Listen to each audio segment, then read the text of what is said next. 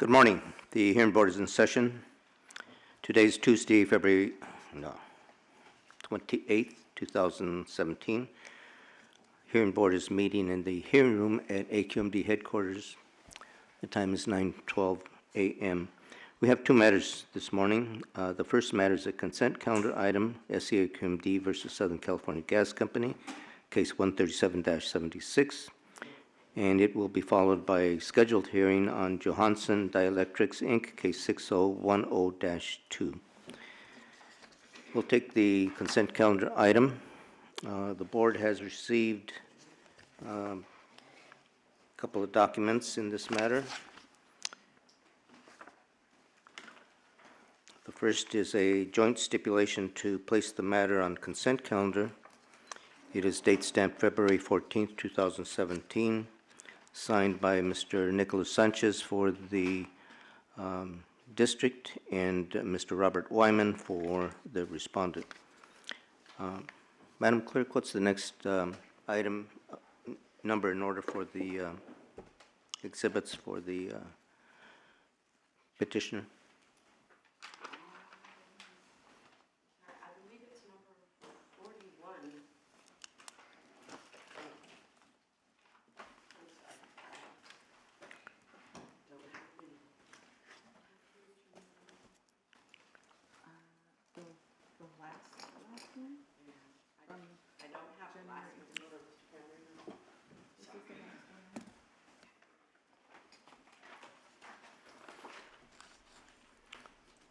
The other item that we have is also date stamped February 14th. It's the unopposed request to dismiss the petition and terminate the abatement order upon full satisfaction of conditions.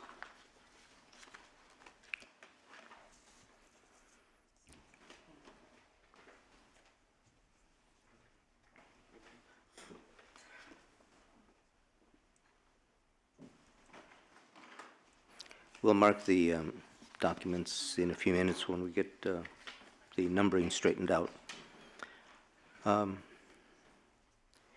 Is there any member of the public who wishes to testify on this matter? We have 4 requests to speak cards. The first one is Issam Najim,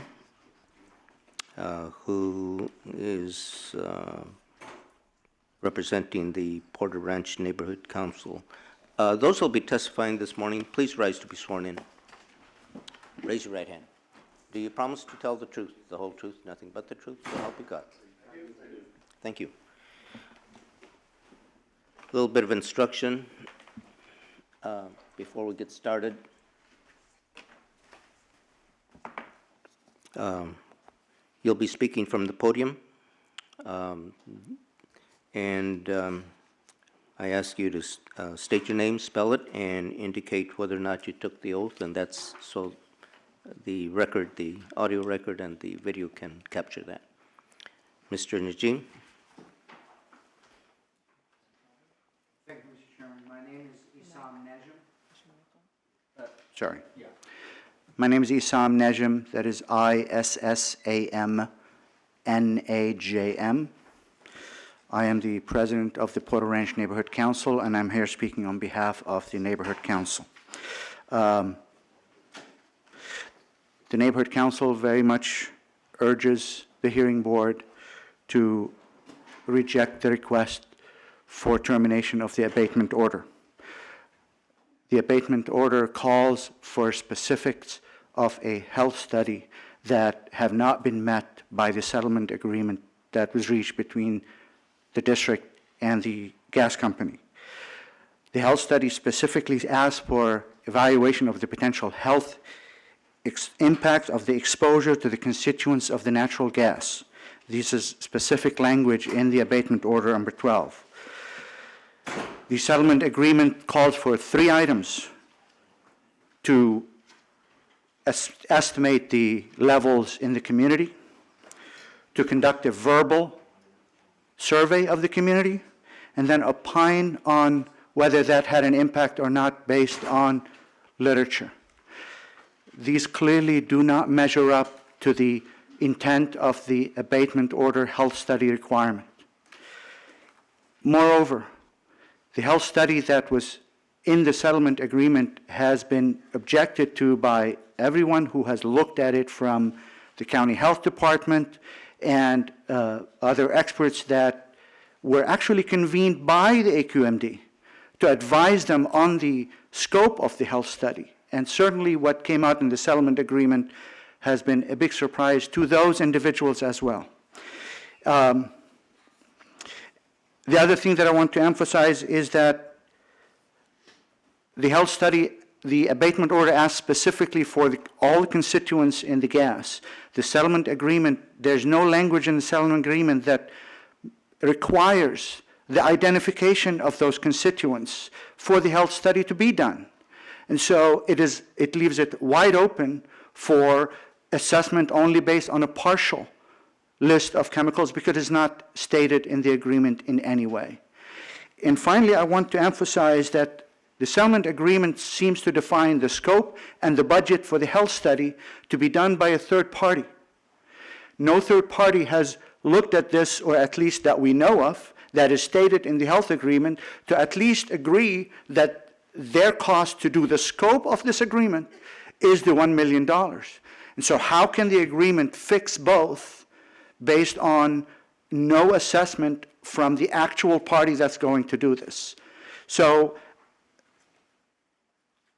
this settlement agreement falls very short of achieving the objectives of the health study. It clearly achieved the objective of the district for other reasons. I don't know what they are.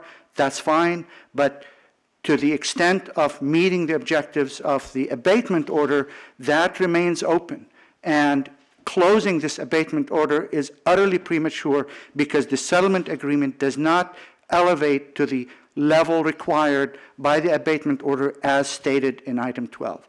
I urge you to keep it open and let them go back and define a study that rises to the level of the requirement in the abatement order. Thank you. Thank you. Board members, any questions? Doctor? Yes, sir. Thank you. You mentioned 3 areas that you in the opening statement. Could you please repeat them slowly, because I think I heard 1 and possibly 2.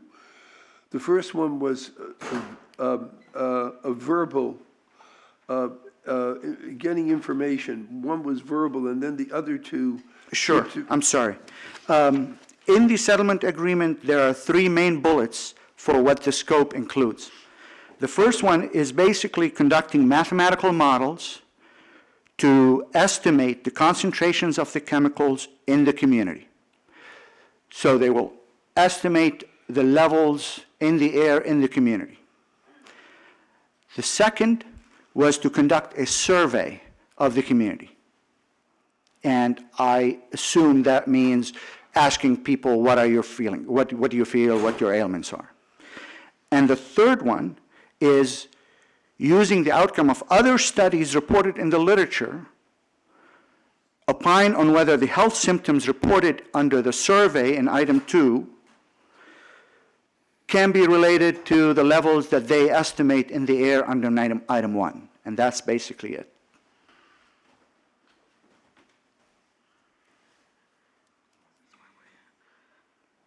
And so there's nowhere that talks about assessing the impact of that exposure from a health perspective or from a medical perspective. They're simply taking the input from the people about what their experiences were. And that's it. Thank you. Thank you. Ms. Broussard? You mentioned in your remarks about other experts not agreeing that the amount of money is sufficient for the scope of the health study that is called for in condition 12. What do you base that on? Were you present at meetings? Have you had? Has there been anything published on that? I Yes. want to know what you're basing that on, please. We had a town hall meeting on last Wednesday. I'm sorry, I don't remember the date. We had a town hall meeting, and the purpose of the town hall meeting first was to get a presentation from a local medical doctor who has tracked the health of 50 residents and has seen symptoms that should not be there and a little too concentrated in the community. And so we invited him to make a presentation on what his experiences are and what he sees. But also there were members of the Los Angeles County Public Health Department, their chief toxicologist, and he is the one who stated vehemently that the scope in the settlement agreement falls extremely short from what the health department expected and what the health department's experts who were on the AQMD expert panel in preparation for this discussion told them the scope should be. And so the AQMD had a panel of experts advising them in this proceeding. Included in the panel were members from the health department as well as academicians. They advised AQMD on what the scope of the health study needs to be. And so to them, what ended up in the settlement was an utter surprise that it was completely not what the expert panel advised AQMD to have in the health study that needed to be done. And by what was in the settlement agreement, do you mean that they represented that the amount of money to fund the study was inadequate?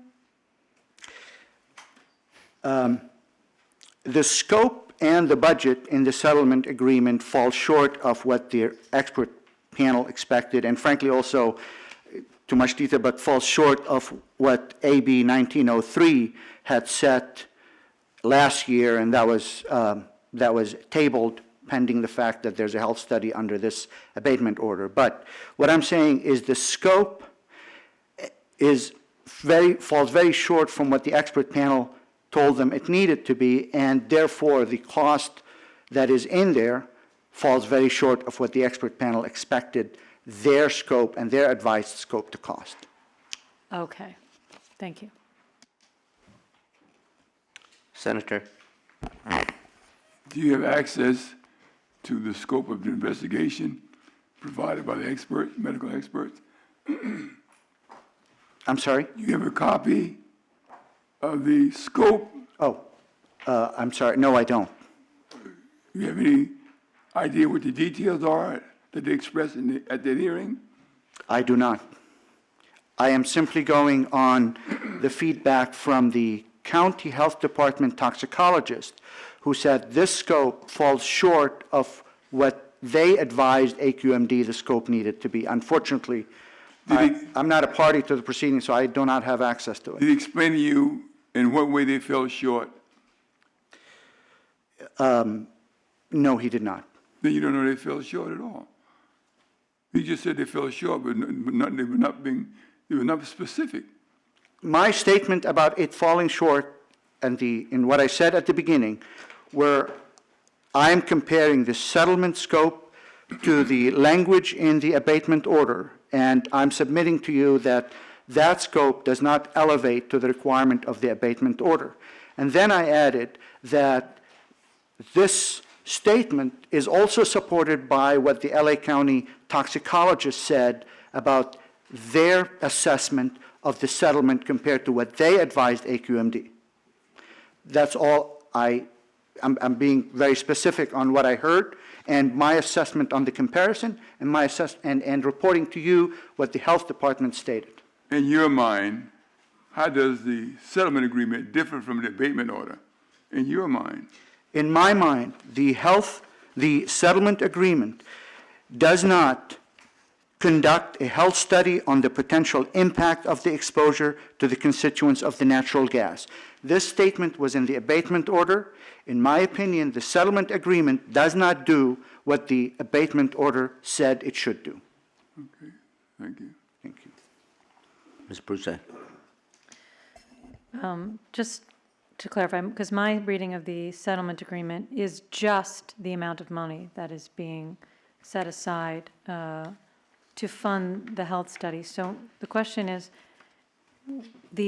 for example, the Department of Public Health, was it represented at the meeting, the town hall that you attended, an amount of money that they deemed to be appropriate for the scope of the study that they felt was adequate. They did not disclose that. The amount of money that, the alternative amount of money that has been stated was the amount of money in AB 1903.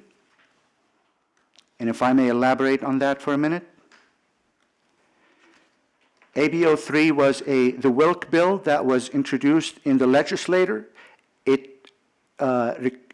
In it, the Office of Environmental Health Hazard Assessment of the state, that's the OEHA, provided an assessment of what the health study should include and what the cost of it should be. OEHA's numbers were 12.9 million in the first 3 years of the health study, and then 3.3 million a year as a follow-up of the health study over the next 10 years. It adds up to 40 million over that entire period. That was in the OEHA's contribution to AB 1903. AB 1903 did not continue to become law, and I don't know the specifics of why, but it was the state's Office of Environmental Health Hazard Assessment that put out that number. Okay, thank you. That's helpful.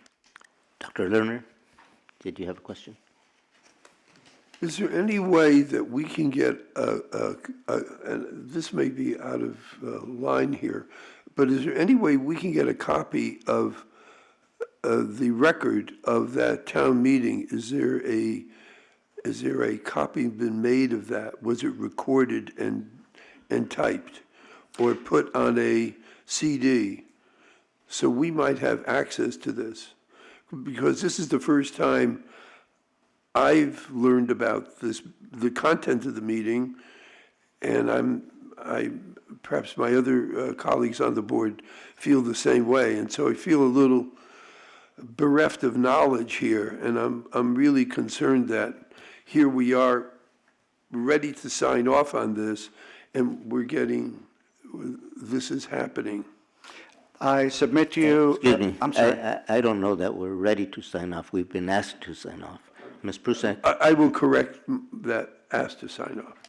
Thank Anyone who's testifying is free to submit any kind of written material, including any record of any town hall meetings, but it would be considered the same hearsay as we're hearing from the secondhand accounting of what happened at that town hall meeting. Now, we can accept that. We're not a court of law. We can accept hearsay, but just so you know, I don't think it's going to be more solid evidence or proof than just hearing the recitation. May I make 2 points? The meeting was videotaped in its entirety, so there's no translation of what was said. The toxicologist is standing at the microphone, and the meeting was recorded, and it's on YouTube, but we can put it on a CD anytime, and you can listen to him yourself. There's no need for me to interpret what he said. The second thing is, in the comments that you received, you have a letter from the County Health Department about their opinion of where this is heading. And so I don't need to tell you what the Health Department says. I submit to you that the Health Department is stating to you in the letter what they believe it is. The fact of the matter is, this hearing came as a surprise to us, and we all scrambled to get you our comments yesterday and this morning. And the Health Department did what we asked them to do, which is to get you a letter on their opinion. So I don't ask you to take my interpretation of their opinion. Their opinion is in the comment letter that they submitted.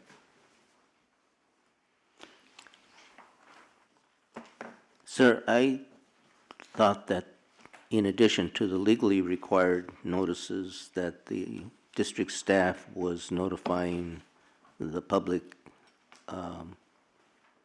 directly of hearings in this matter. I received a call from SCAQMD staff on end of day on Friday as I was driving home. Same here. And at that point, over the weekend, I sent an email to the County Health Department, who also expressed to me their lack of knowledge of the hearing. Thank you. Any other questions? Additional public comments. Thank you very much. Thank you. Appreciate your testimony. Thank you.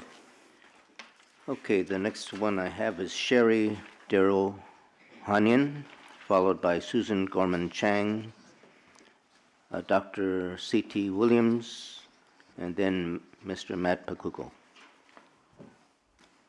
Good morning. Thank you for letting me speak today. My name is Sherry Darohanian, Cherohanian,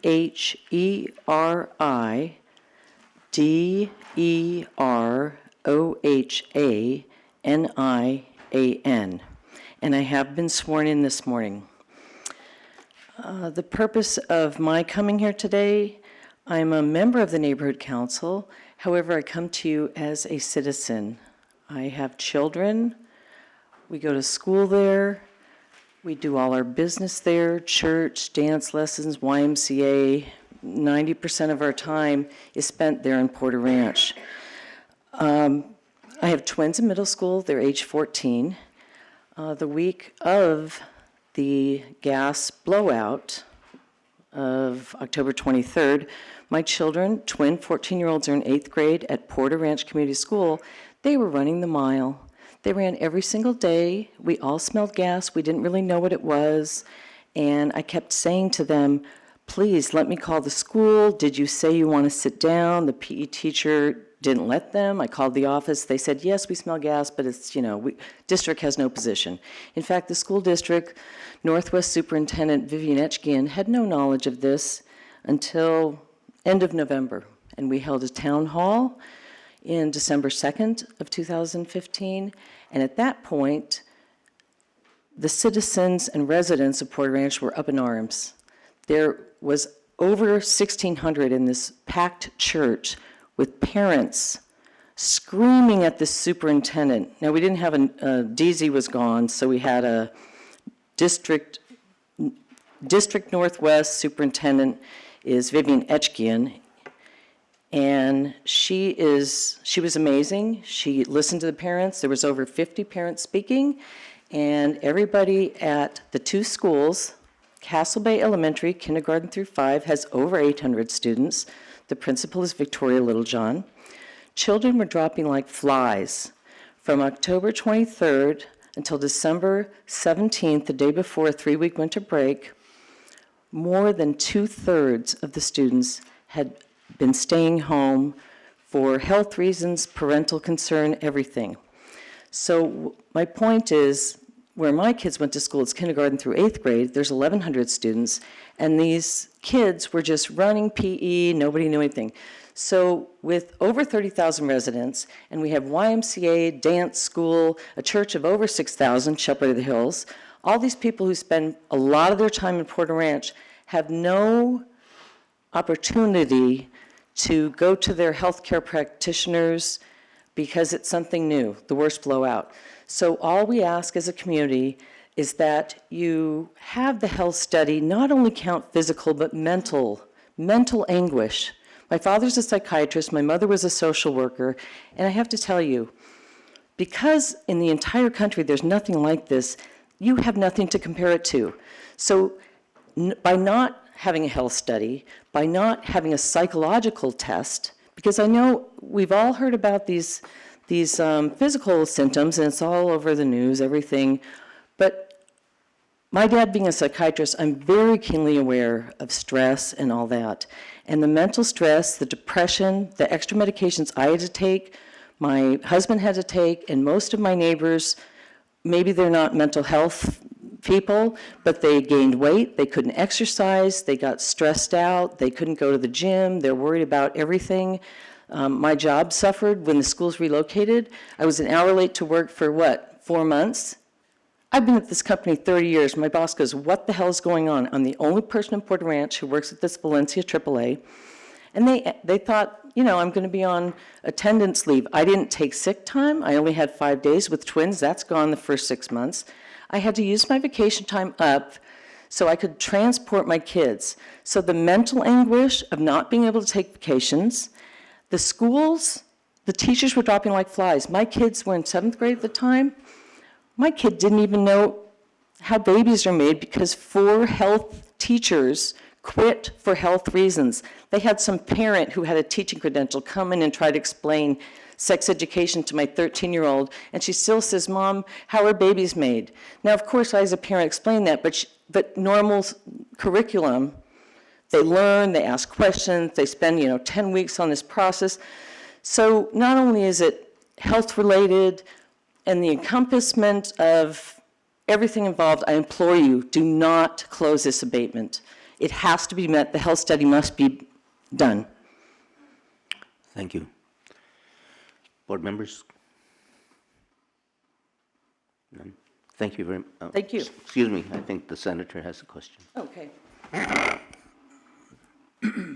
Are you aware of this town hall meeting that was mentioned earlier? Yes, I'm aware of the town hall meeting. And the LA County officials, doctors and all, was stating what their opinion was regarding the so-called settlement agreement. Yes. Dr. Mengen, who was kind of the lead for the county health, he spoke at many of our town hall meetings over the last 16 months, and he actually stated that the $1 million that was set aside in the agreement, it would be 30 to 40 million. So it's so understated. He was aghast. He said that when Eric, he was aghast that it was so low. Anyone from the city of LA was there at that meeting? The city of LA, well, we had our representative, such as, Councilman Englander's field reps, Colin Cruz, the ones who usually come to most of our neighborhood council meetings. But I don't know, it was such a crowd, I didn't see the mayor wasn't there, but I'm sure one of his field reps was. They attend most of our neighborhood council meetings. So the mayor didn't take a position, the city council didn't take a position, the board of supervisors didn't take a position, and yet they were aware of the proposed settlement. Well, I'm telling you, the town hall meeting came up so suddenly because we had an opportunity to, before our usual March 8th meeting, to actually get these people to speak. What I'm trying to say is that they know what you know regarding what's offered in the Oh, settlement. yes, they do. And if they disagree with their level of government, they really should be here, don't you think so? Telling us, But again, I didn't find out. Isam emailed us Saturday morning because he found out 5 o'clock Friday. And as citizens, I think he posted it on our neighborhood council website. Nobody knew. This is 2 days' notice. The health department can't move that fast. today is the 28th of February. The settlement was agreed to on the 7th of February, to my best of my knowledge, Okay. 20 days ago. And the county health department, the names you mentioned, and the city officials knew or should have known what's contained in the settlement agreement. Or they did to some degree because they discussed it at the town hall meeting. Okay, I didn't say they discussed it at the town hall meeting. I said that our town hall meeting gave only 3 or 4 days' notice to the community and the city officials, because our town hall meeting was thrown together like at the last minute. Like, hey, let's have a meeting on Friday. The doctor is available. So you were telling the county officials what was contained in the settlement agreement. You were. And so therefore, and they didn't know about this settlement agreement until you explained it to them. Well, no, and I can't speak for the county. I'm not on Catherine Barger's staff, nor am I on Mayor Garcetti's staff. I don't know what they knew and when, or what levels they were aware of it to write letters of support, what have you, because I don't work for those entities. I can only surmise. Well, you might want to have a discussion with them. Right, and I will, but again, the time frame to throw together the town hall meeting and then to come here on 2 days' notice.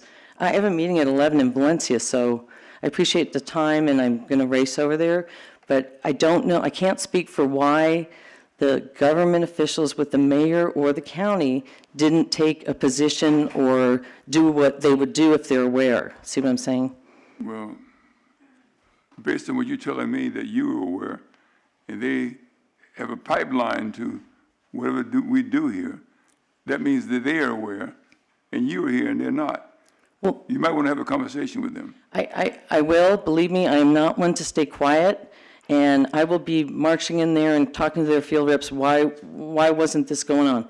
And I appreciate your reminder, because I am busy, a mom, working mom, and I'll do my best to just get on their tail. let them know they shouldn't give lip service to you and take. Well, no, and because what's happening is there's All right, knowledge okay. that they don't know about. Okay, thanks. Oh, yeah. I'm sorry. No worries. I appreciate you coming here today. I know that it's time-consuming, but it's also a means of providing us with information that we Sure. may not have any other way.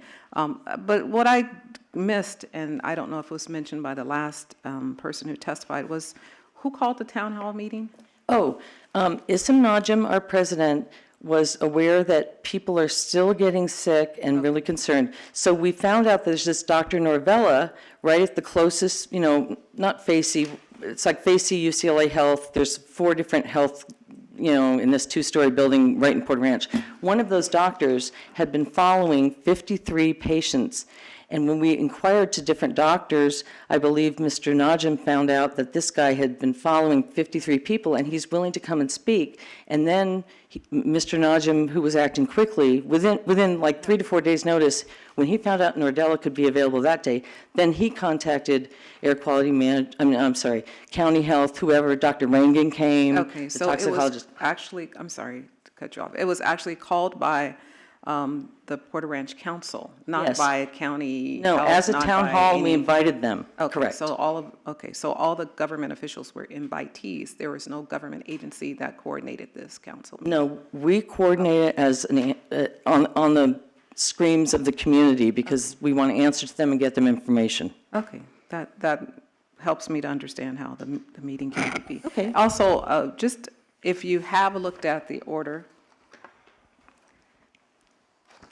have you looked at the order? Is item number Not 12 lately. the health study? Not lately. I went to like 5 or 6 abatement orders last year, but my schedule with my kids, I haven't read it like this month. Well, I guess well, then maybe you're not aware that it was only item 12 that we're talking about. Oh, okay. Not the entire order. Okay. So you're not aware of that. So item 12 is the health study. Health study, Yes. yes. So I'm sorry if I digressed. Oh, it's okay. No, I was just wondering if you had something specific that you saw in item 12 that you did not agree with and that. Yeah, my understanding is regardless, even if I had never read item 12 a year ago or 6 months ago, the fact that anybody would consider closing the abatement order, I think it's doing our community a disservice because we just have so many issues unanswered and we don't even know if there's no timeline on the health study.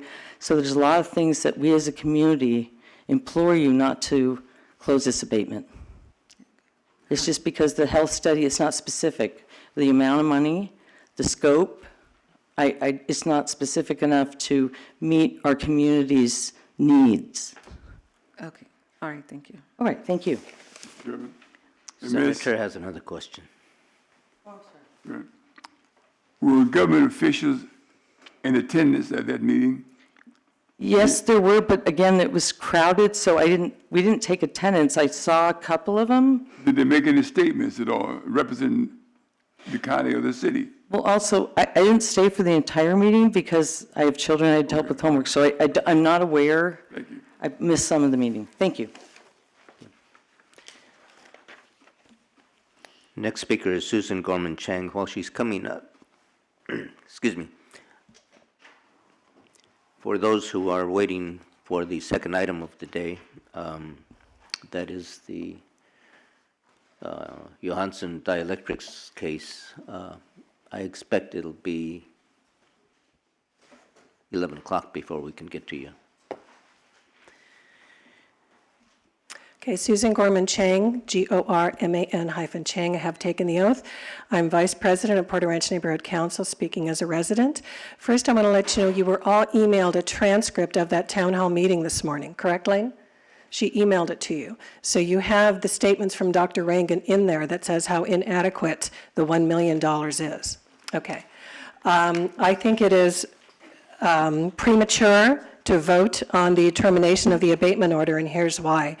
I'm reading from a conversation Issam and I had with Leon Alpern, SQAQMD, Public Communications, and Kurt Weiss, General Counsel, SQAQMD. And we asked him about this settlement. And we asked him if we could talk to the experts on the AQMD Health Panel to see how far off this $1 million is from this other quoted amount of $40 million. And he never answered these three questions. Kurt summed up the three questions that we have, those being, one, are the names of those on the expert health panel privileged? We need that information. We need to see the AQMD Health Panel, that we need to see those experts, what they said, how far off is the amount that they recommended to do a full health study versus the $1 million, which is a drop in the bucket. Number two, who has the authority to waive attorney work product issues so that we can get this information? Again, Kurt said, oh, I think that might be attorney work product. So we don't have that information. I don't think you do either. Three, can we divert some of the money going to the general fund, to the AQMD, to the health study? This goes back to your settlement, where only $1 million is going to go to the health study, $5.65 million will go to the general fund for AQMD. That doesn't seem right to me. And some more is going to go to a technical viability of renewable natural gas study. Again, that will benefit SoCalGas and not the community. So I have in my hand here a request for proposal from Torrance. And the Torrance refinery, as you know, has been fined again and again and again, and that money used to go in the AQMD general fund. Well, now, this $2.7 million, they put out requests for bids to benefit the community for air quality monitoring, air quality emergency preparedness, improvement in sirens and alarms, and infrastructure improvement. So again, my 2 points are, we don't have enough information here to vote on this today. And second, that even if you do let this ridiculously low dollar amount order stand, that money should come back to the community and benefit and make the community more safe, not go into the general fund. And you've already, SCAQMD has already done that in Torrance.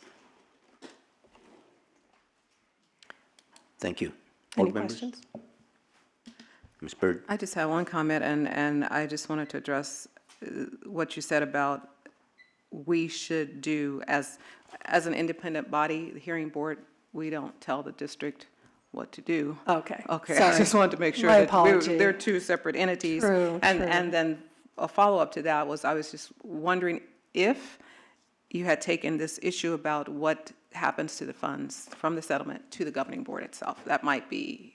Well, those are the three questions. I have a transcript here. I took notes from my conversation on February 8th, 2017 at 4:00 p.m.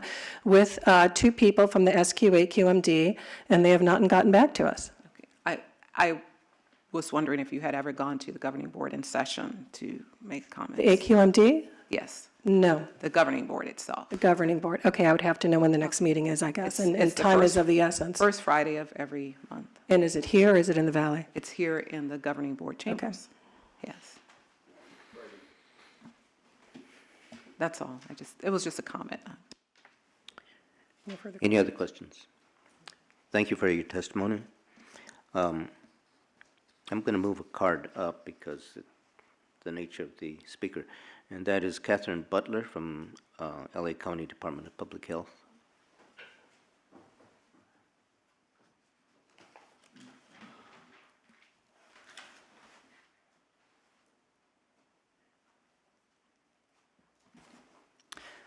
Thank you. My name is Catherine Butler. I'm with the Los Angeles County Department of Public Health.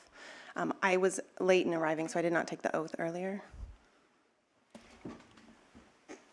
Raise your right hand. Do you promise to tell the truth, the whole truth, nothing but the truth, so help you God? Yes. Thank you. Thank you. So I'd like to read a letter that our department sent you this morning as soon as we heard this meeting. Can you spell your name? Is it a C or a K? Yes, A K. Y or an I? Katherine.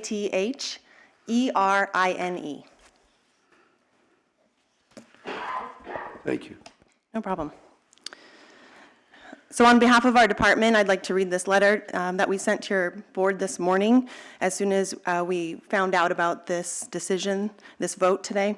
It was our expectation that the subject order for abatement would result in a health study design that was consistent with the recommendations the health panel experts put together. So AQMD, along with ourselves, we convened a panel of health experts, and this had members from state and national recognized agencies who know how to conduct this type of health study.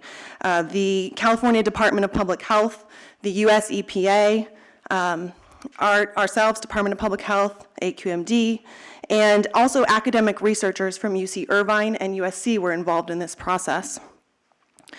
And we convened last year, at the end of last year in October, we met, we discussed the scope, we defined the scope, and we provided what we thought was sufficient and appropriate scope to the settlement case. And we expected the case to result in much differently than it did. The $1 million health study that is defined in the settlement is completely inconsistent with our health panel recommendations.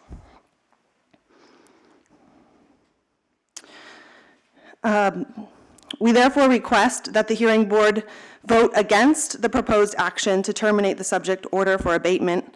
The order should remain open until sufficient funding is provided by SoCalGas for a health study that accomplishes the goals set forth by the order and was further outlined by the panel of health experts. Short of this, the health needs of residents affected by Aliso Canyon natural gas disaster will remain unmet. And we're able to provide additional information as your board sees fit. Thank you. Thank you very much. Board members, Doctor? Okay, I would just like to go over the numbers. What was the projected numbers initially and ongoing, and for how many years, and what was the total numbers? They were mentioned earlier by one of the other speakers, and I'd like to have those so I can take notes. So I attended the meeting at the end of last year, so I can tell you that we arrived at a number, it was approximately $40 million for a health study. And we scoped the health study, depending on the initial year's findings and depending on, community engagement, interests of the community, as well as the, ongoing involvement of academic researchers, it could last up to 10 to 12 years. And independently, we're also aware of the state, OEHA, scoping an epidemiology study at the beginning of last year as part of Wilk's assembly bill that was proposed. And they separately and independently scoped a $40 million study as well. And in the first 3 years, they expected to spend about $13 million. And then each subsequent year would cost about $3 million up to about 10 years duration. So depending on how long the study would be carried out. How many dollars per year subsequent to the 13 million for the first three? $3 million. I thought you said, thank you. Ms. Prusett, then Ms. Byrd. We got a lot of public comments this morning, and I'm trying to find the letter that you're saying is from the public health. Can you just tell me? Sure, we sent it this is it on morning. letterhead? Right, it's on Department of Public Health letterhead. It's from Mr. Angelo Palomo, the Deputy Director of Health Protection. Okay. Yeah, it was emailed this morning right before the meeting, so, That's the first one. Is it? yeah. So I understand if you didn't have time to read it, that's why I wanted to be here to, No, we appreciate it. Do you know if it was further into the packet, or? It was part of the second group of things that were distributed. Well, we're certainly going to take some time to look through this, but I was hoping that I may be able to find it, so thank you. Let's go off the record and take a moment to find it. Okay.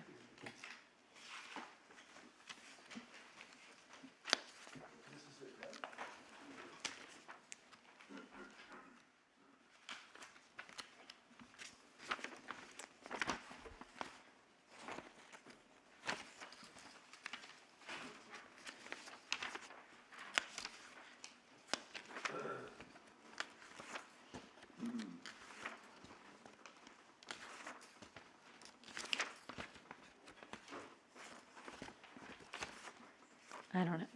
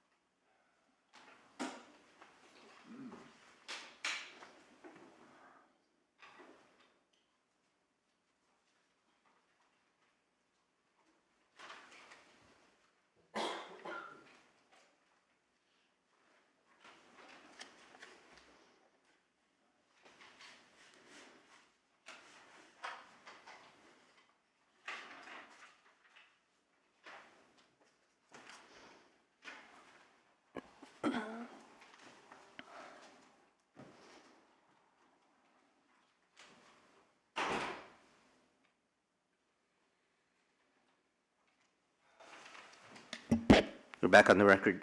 The email from Loretta Keith that is received February 28th, 2017 at 8:45. That will be marked as exhibit, public exhibit number 118. And attached to it is the letter from Mr. Angelo Palomo of the County of Los Angeles Department of Public Health. The other, and their numerous public exhibits will mark a little later on in the proceedings. Okay, we're back on the record, Ms. Prusek. Okay. My only other question, I mean, I've now read the letter, but from your perspective, having been part of this panel of experts that was convened, would you say that the $40 million estimate that was derived was what was absolutely necessary to meet the obligations, or what was outlined in the study contemplated in the order, or is that the most desirable study? Because it's the reasonable costs that are in the order. That's why I'm asking. That's a really great question, and I think the 40 million describes the desirable study by the panel of health experts, and I think it would be most appropriate to return to the panel of experts and ask the panel together, you know, what if you need a more reasonable cost, or to reconsider, you know, it would be best to go back to the panel, since that was the process established for all of this, is to have the panel give its recommendations. And if there's trouble coming up with that 40 million that was originally recommended, then it would be most appropriate to return to the panel, in our opinion, and further discuss. Thank you. And Ms. Bird, then Just- Dr. Lerner. just as a follow-up to that, are you familiar with condition 12 in the order? No. Okay.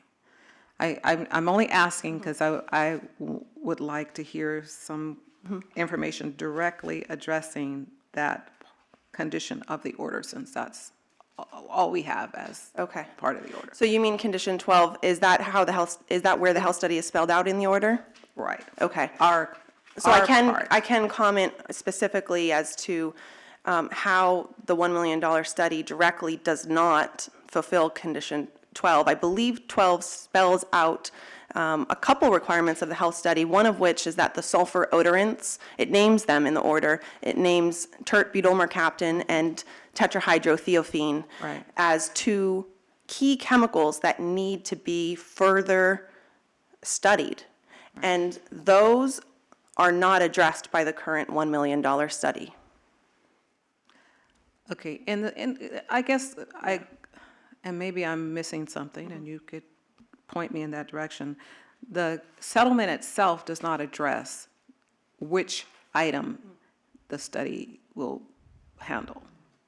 It addresses on an amount. And so when you say that that the settlement does not address it, I'm just trying to. Okay, yeah, I can help connect that for you. So the scope is outlined by 3 bullet points in an attachment in the settlement, and it describes first, exposure modeling will be done, okay? And we do not have any data on mercaptan or tert-butyl mercaptan or tetrahydrothiophene. We don't have measurable concentrations of those chemicals because, remember, we can detect them with our noses before our instruments can actually measure them. Okay. So in order for that exposure model, which is the first bullet point of the scope, to even estimate what people were exposed to, we would need measurable concentrations of those 2 chemicals. And so it's not feasible to accomplish that task of exposure modeling with the data we have, which is why our health panel, we recommended possibly doing toxicity testing on those 2 chemicals so we can understand more about them. There's other tasks that are not itemized in the scope in the settlement that would be required to study those 2 chemicals, and they're not itemized in the scope. So exposure modeling is just the first thing that's itemized. The second one is another health survey.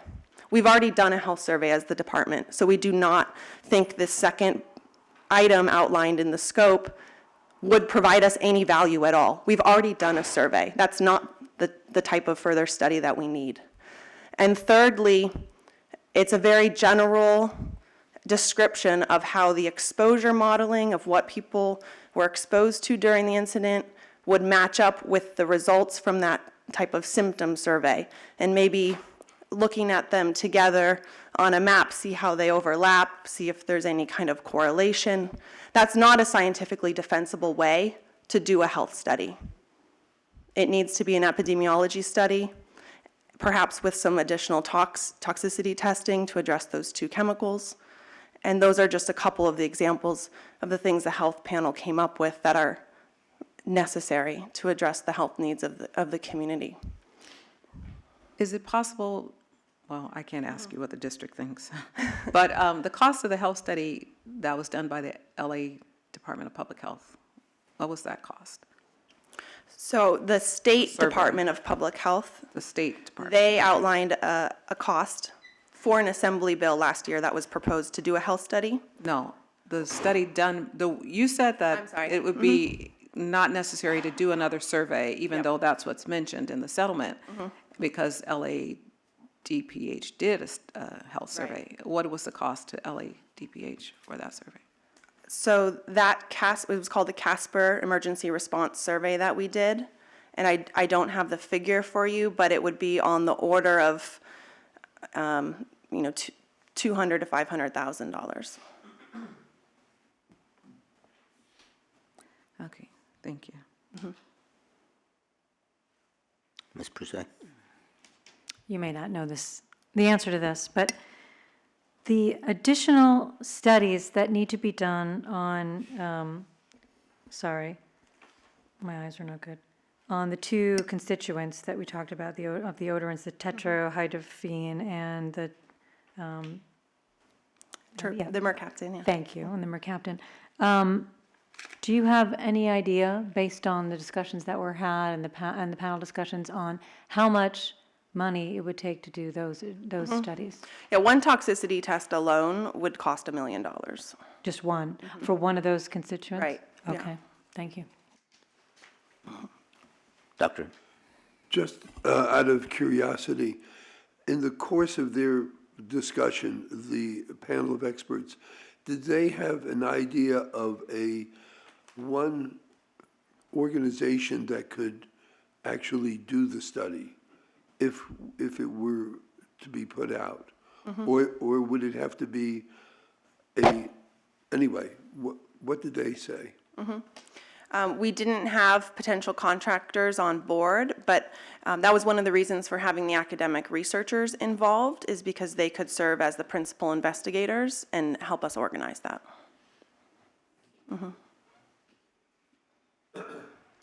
Senator?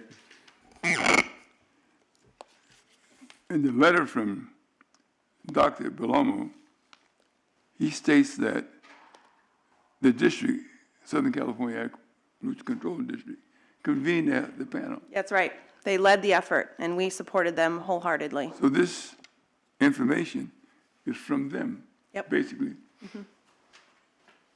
If it's written, if it is a fair representation of what actually happened. Did you have any legal advisors there from the AQMD? No attorneys or at all? Just health professional? There was an attorney present. You know the name of the attorney? I would have to get that for you. Yeah, I'm sorry, I don't know off the top of my head. It would be nice to know what Okay. the legal advisor who was there at the time that this health panel was convened. It'd be also nice to know whether or not it was the same attorney who participated in the settlement agreement. That's right. The scope of the reviewing of the population, was that just in that particular community, or was it the whole city? No, Money, you see. yeah, we were focusing on the communities adjacent to, Any yeah. area specifically? I mean, in terms of So for example, Miles or we did not define a mile radius that we would go out for an epidemiological study, but a reasonable radius would be up to 10 miles away, because that would allow you to get a good enough exposure gradient where the odor and the symptom complaints start to drop off after 5 miles. That's the center emanating from the emission, the source of the emission. 10 miles. Right. It's a long distance. Yeah, we know that up to 5 miles, a significant number of people were relocated, as we all know, up to 5 miles out. And then after the 5-mile radius, like I said, the odor and symptom complaints start to drop off. To your knowledge, are you aware of anyone having complained about a health problem? 10 miles radius? Or Yes. 5 miles radius? Within 10, And yes. it was the health problem associated with the emission? To your knowledge? Yes, as soon as you get outside the 5-mile radius, there are more sensitive individuals. It's much less frequent, but it's possible that they also experienced problems associated, oftentimes people with pre-existing chronic conditions. But you also stated that you can tell by your nose, maybe That's right. sensing that there's a chemical, a foreign particle, a foreign chemical that they're inhaling, which caused them a health problem. Did they discuss at any time collecting this chemical product using some kind of device like canisters?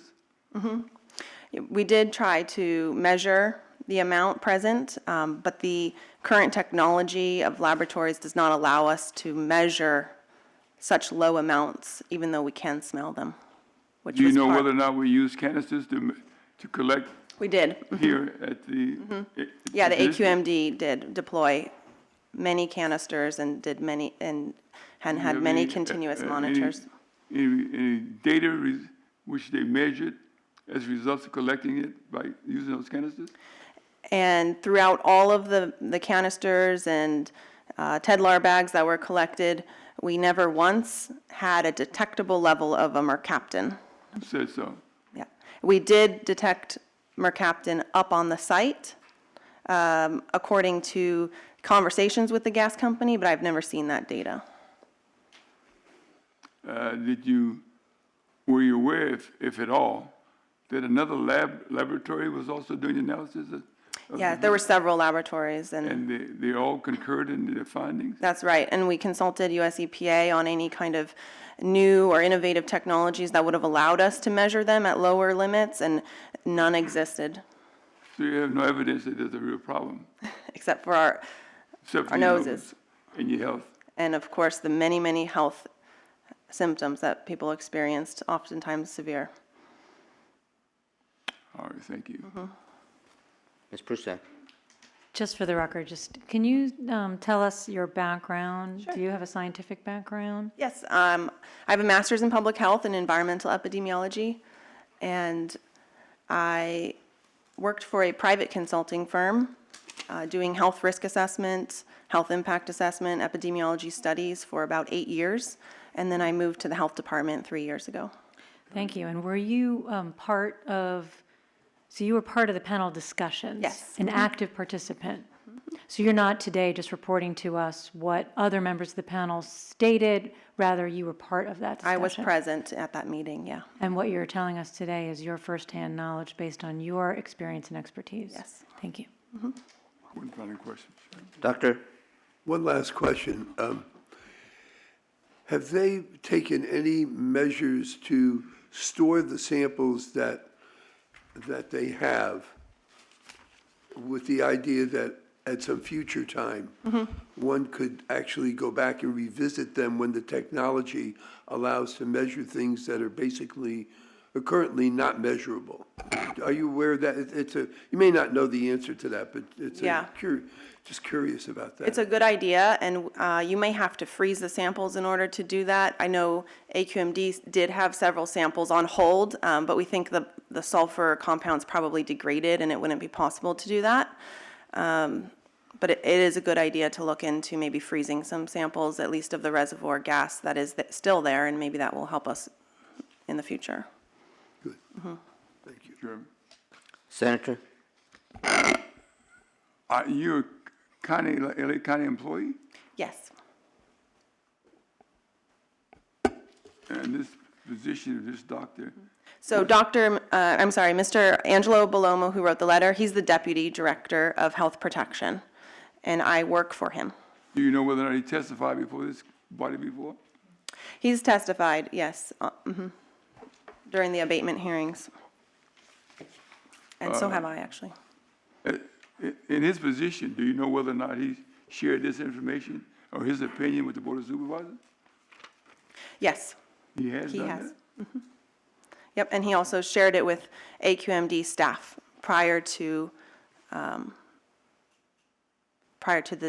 settlement being made. What feedback did he receive from the Board of Supervisors, if you know of any? I'm aware that the Board of Supervisors is supportive of the health study that our department thinks is appropriate, which is the same health study recommended by the panel. And, all along, we've been very insistent that an independent body such as this panel needs to be involved. And sure, we can provide our expert opinion, but we are very close to this matter. And so that's why we thought this outside panel would be the best mechanism to decide the appropriate course of action. And so I know the Board of Supervisors is supportive of that as well. At least the board offices we've spoken to, the districts that it does affect. You spoken to? Which board officer did you speak to? So Mr. Bellomo has been communicating with them. Oh, Yeah. I see. All right, thank you. Thank you very much for your testimony. Going to take one more speaker, and then we're going to take a break. And at this time, it looks that like the 11 o'clock estimate for the next matter was a bit ambitious. Dr. C.T. Williams.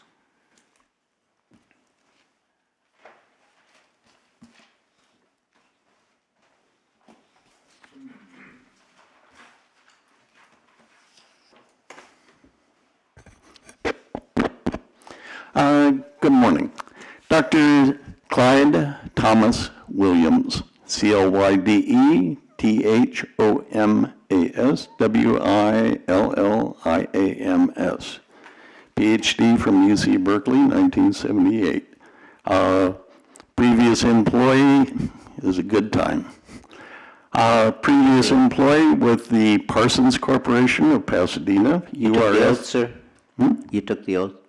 Yes, I did. Thank you. Sorry. Previously also with URS Corporation in San Francisco and the Dubai Ports Authority in Dubai, UAE. Basically, I did my first oil well in 1958, decided to go to college then, and have been a consultant to the CPUC regarding divestiture of the Montebello and Playa del Rey facilities. I have not specifically worked on the Alicio Canyon or on a ranch. I have done a lot of geology and oil and gas related information research for the terminal oil and gas production on the Alicio Canyon. The basic elements with the settlement agreement is that $1 million is a literature survey. There's not much literature, especially on what actually was blowing out for 118 days. The Environmental Defense Fund, they showed that the gas was blowing around. That is, not just methane, but everything else that was there. First question, what are you going to test for? Because have there ever been any specific analysis of the gas that was blowing out, not in the vicinity, but in the blowout? And the EDF FLIR images clearly showed that it was at the casing. It was a casing blowout. No samples have been taken from the blowout. Therefore, you don't know what started in November. You don't know what ended up in February. So I'm quite concerned about any sort of settlement where you don't know what it is. Could it be done now? Kind of. Analysis of every gas well that is there now would be most appropriate, and see what is left in the field. That would give you an indication.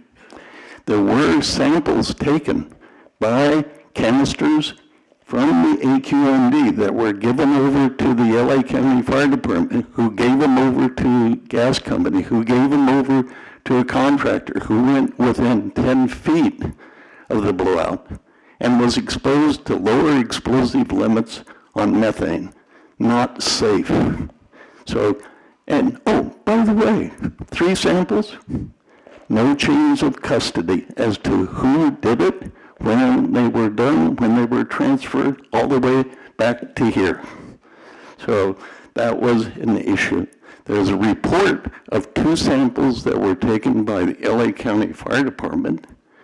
However, they've not been able to provide chains of custody and or where they were actually taken. So you're starting from a premise of no basic data. What was the exposure? Then,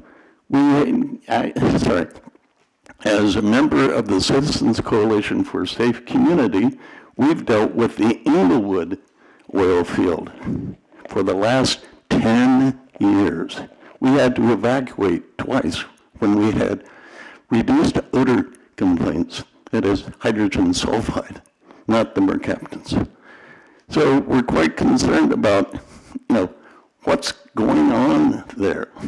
And the fact that not one gas dispersion model has been done of the field and that specific blowout.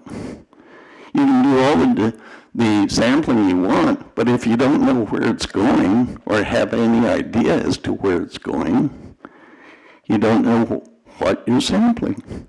So we're quite concerned about $1 million. That's a literature survey. There's not much literature, therefore it will be a short one.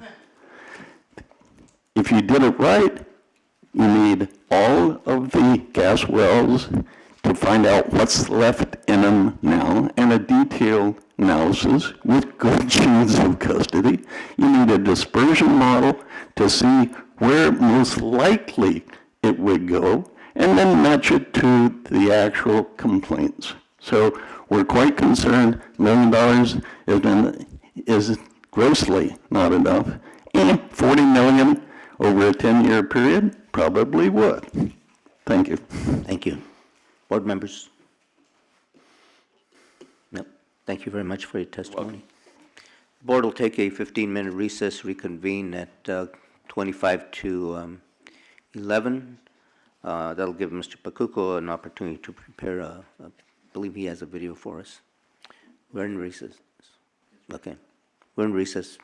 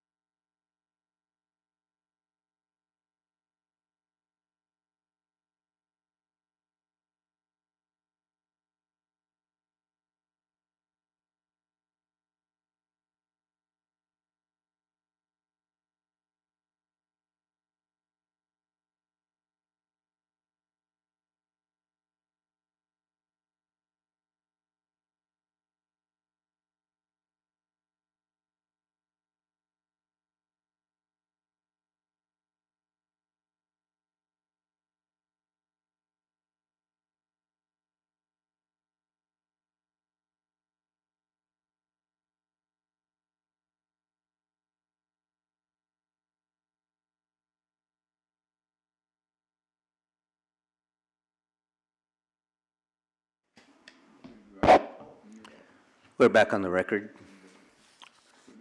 Our next speaker is Mr. Matt Pacuco.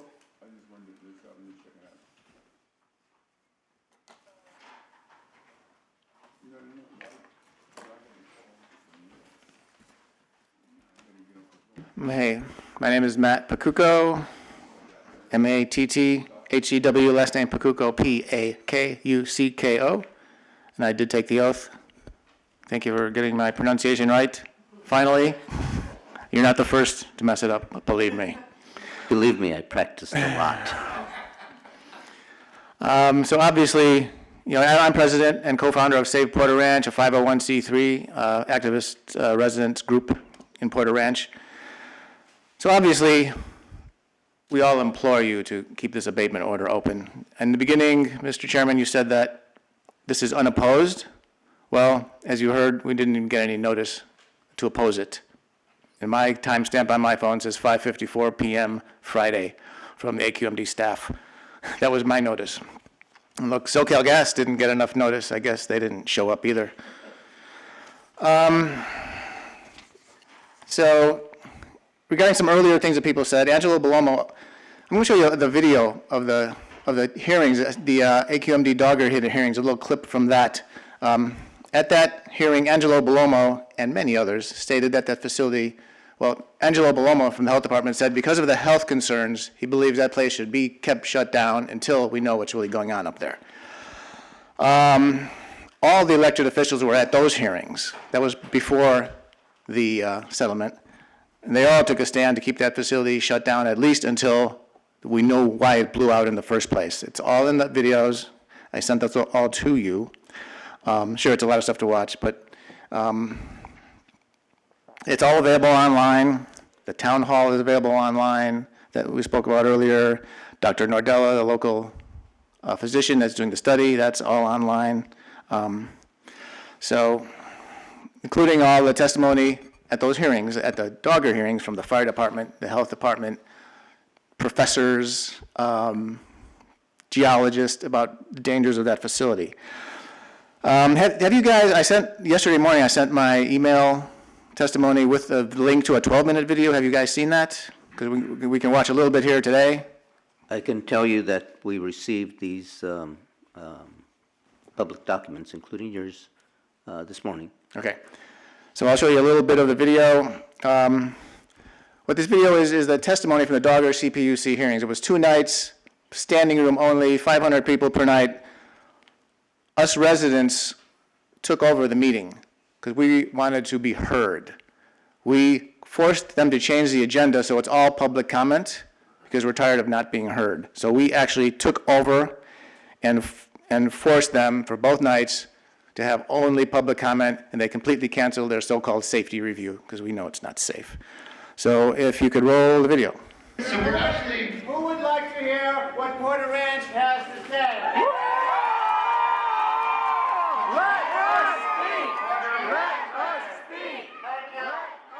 The worst part is watching our kids suffer. This little guy here had profuse nosebleeds every day. Another child has been diagnosed with a rare cancer. Just recently, a 7-year-old little girl, same age as my son, and I broke down in tears. Everything in our lives changed, and 15 months later, we are still sick, and none of you are willing to find out why. I have headaches, nausea, vomiting, dry heaving, itchy skin, rashes, sore throat, very lethargic, and constant diarrhea, and stomach pain, and achy body, and hair loss. This is like half of not my hair. Such fatigue that it's so hard to move. And all this continues. We are told it is safe, but we continue to feel these symptoms. I'm here because my daughter, she started getting migraines during the gas leak. And now the migraines, if she does not take medicine right away, she's vomiting. November 17th, at the school nurse said she's already thrown up 3 times. I got the same phone call on the 24th of January. She couldn't even see. She said, Mom, it started to get black. That's this year she's talking about. I have the onstart of a thyroid disease, and now I'm... How long is the video? My kid is sick, and... It's 12 minutes, but we'll only do a couple minutes here. I've been back to the doctor since January.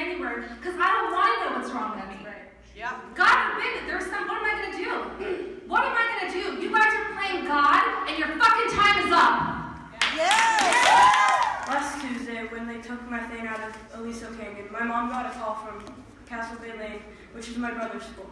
He needed a change of clothes because his were soaked in blood after he got another nosebleed. He's had a horrible headache every day since then. Why? Why are you telling us we have to live this way? Are you really asking us just to go out quietly and accept that this is our life?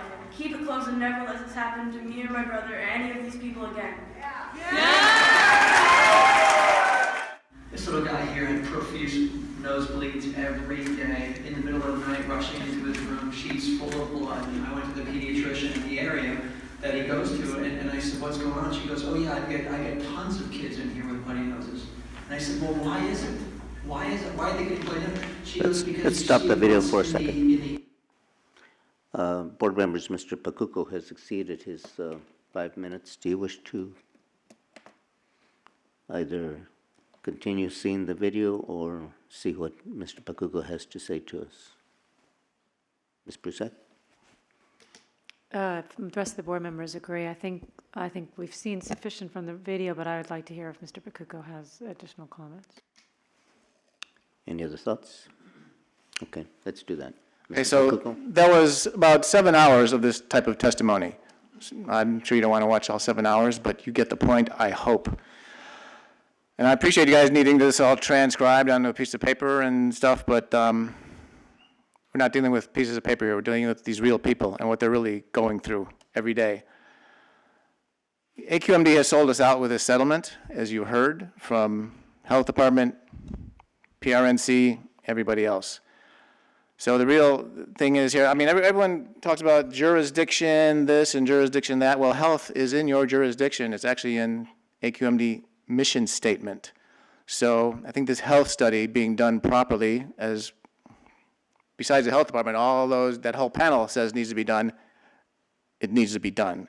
So this $1 million, obviously, that will not do it, and your order says it needs to be done. So this order of abatement has to stay in effect. And of course, you can change that order anytime, it says in the abatement order. So I don't know what you have to do to get a proper health study for us, but I mean, it's pretty much up to you. We've been sold out by everyone. Everyone. The DA, the Dogger CPUC, LA City Council, LAUSD school board voted to support shutting the facility down permanently because they had to close 2 schools and they had hundreds of more kids like that. So please keep this abatement order open and have SoCalGas fund the health study that's required that you asked for. Thank you. Thank you. Mr. Pacuco, at the outset you mentioned my comment about, or you thought that I had made a comment about this being unopposed. What I read was the title of the document that is before us. It's an unopposed request to dismiss petition and terminate abatement order upon full satisfaction of conditions. That's the title of the document before us, not my view. And what it means is it's unopposed by the district. It was stipulated to. Okay. Thank you for that clarification. And I just wanted to make one more comment to that, because you mentioned that the parties weren't here, and this was put on calendar, on consent calendar, and that's why the parties are not here. It wasn't that they didn't know. Yeah, they put it on calendar. Okay. They didn't put it on our calendar, just so you know. I understand. You also mentioned something about this board's authority to modify the order. Perhaps Ms. Prusek can speak to that. The modification, he said we can modify the order at almost at will. Well, right, we don't have as much authority to modify at will as we would like. What we would need to find is an actual violation, and I'm pretty sure you were here, Mr. Pacuco, at the last hearing, which was in January 18th, where the board did in fact modify the order in order to extend our jurisdiction, and at that time we did find both a violation of the order in this particular condition and good cause to do so, but we need both in order, so we just can't change the stipulated order. Questions for Mr. Pacuco, Mr. Doctor? Did you mention a few minutes ago when you were rolling the video, doing the video, that there is continuing smells. Yes. And Now- especially, what was really poignant was January 24th was the first time they used that facility in over a year. And that day, the AQMD had 30 complaints and verified that there was gas smells in the neighborhood. And I believe the health department had many complaints of new symptoms on that same day. Is that continued, or was it just that one day? No, you're seeing, we picked the people for this particular video that are having, to that day, ongoing symptoms. Please remind me the date of this. The hearings were February 1st and 2nd, 3 weeks ago.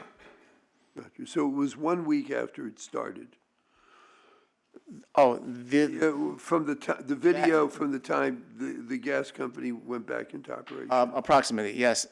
But they're talking about symptoms that range back starting from November 1st. We particularly pulled people from November 1st for this video, but there were 50 people testifying. Thank you. Appreciate that. Ms. Prusak. I'm sorry, I just had a quick question on what you just said a little bit ago about January 24th being the date that this facility reopened for the first time? No, they drew gas from it. They claimed that because of the cold weather, they needed to use Aliso Canyon. But if you'd like me to elaborate on this one, it's outside your jurisdiction, but just a little background. And a lot of what I'm going to say is publicly available information on a state website. The temperature was going down, according to the forecasts. SoCalGas knows the forecast. They ordered less gas from their suppliers, live pipeline gas. So when they said, oh, look, we don't have enough gas in the pipelines, we need to use Aliso Canyon, they withdrew from Aliso Canyon according to CPUC guidelines. But then they blamed it on the suppliers. And this is in LA Times. They blamed it on Kinder Morgan, which is a Northern California, I believe, supplier. Investigative reporter from LA Times called up Kinder Morgan and said, yes, we sent less gas because SoCalGas ordered less gas. So, and the amount they withdrew from that facility is like 1% of what they would need on a given day. So by ordering the right amount of gas, they would never have needed that facility. And I think there's a CPUC rule that if a facility sits idle for a certain amount of time, then certain things get triggered and as far as CPUC rate paying and rate setting. So we think that they looked at their calendar and said, hey, let's make a reason to use Aliso. And that's why we asked the governor, the attorney general, city attorney of LA to investigate that. Because it sounds like Enron 2.0 with a different mask. So if that was the first time, really the question is, so that was the first time that withdrawals were made from Aliso since the leak? Since January last year when the governor shut it down. Gotcha. Thank you. Thank you very much. Last speaker, Elena Semper.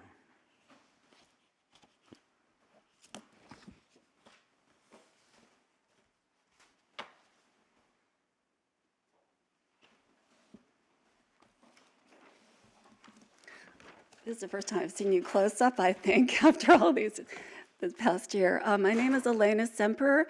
I have not yet taken the oath. Raise your right hand. Do you promise to tell the truth, the whole truth, nothing but the truth, so help you God? I do. Thank you. I emailed my comment to you last night, but I'd like to reiterate with additions. Since SoCalGas Aliso Canyon well SS25 was capped last February, I've experienced compromised sinus and respiratory while patronizing local businesses and events. It's sporadic. If you're in the area, the winds are so strong in Porter Ranch. It depends if there's a leak. It's much more potent than just, normal leaks. I know they compared this to 8 Mile, Alabama, and they certainly did have, it was a lot more potent, but they don't have the winds Porter Ranch does. I mean, in January, it ripped trees out of the ground, small trees. people are finding their trash cans down the street. So it's a different scenario at Aliso Canyon. It's perpetually windy. Even if you review Senator Pavley's video when she gave a press conference, everyone's hair is all over the place, so you know this is a different situation. And I think that's why it stretched. Camille Sears, one of the meteorologists, said it stretched at least 10 miles across the valley. But anyway, back to, let's see, to correct public comment from Sherry, no, I'm probably going to pronounce her last name wrong, Jarahinian, who spoke here earlier. There were no elected officials at the Porter Ranch Community Health meeting a couple of weeks ago. That was on February 24th. The only representative was Jared Dugonia on behalf of LA County Supervisor Catherine Barger.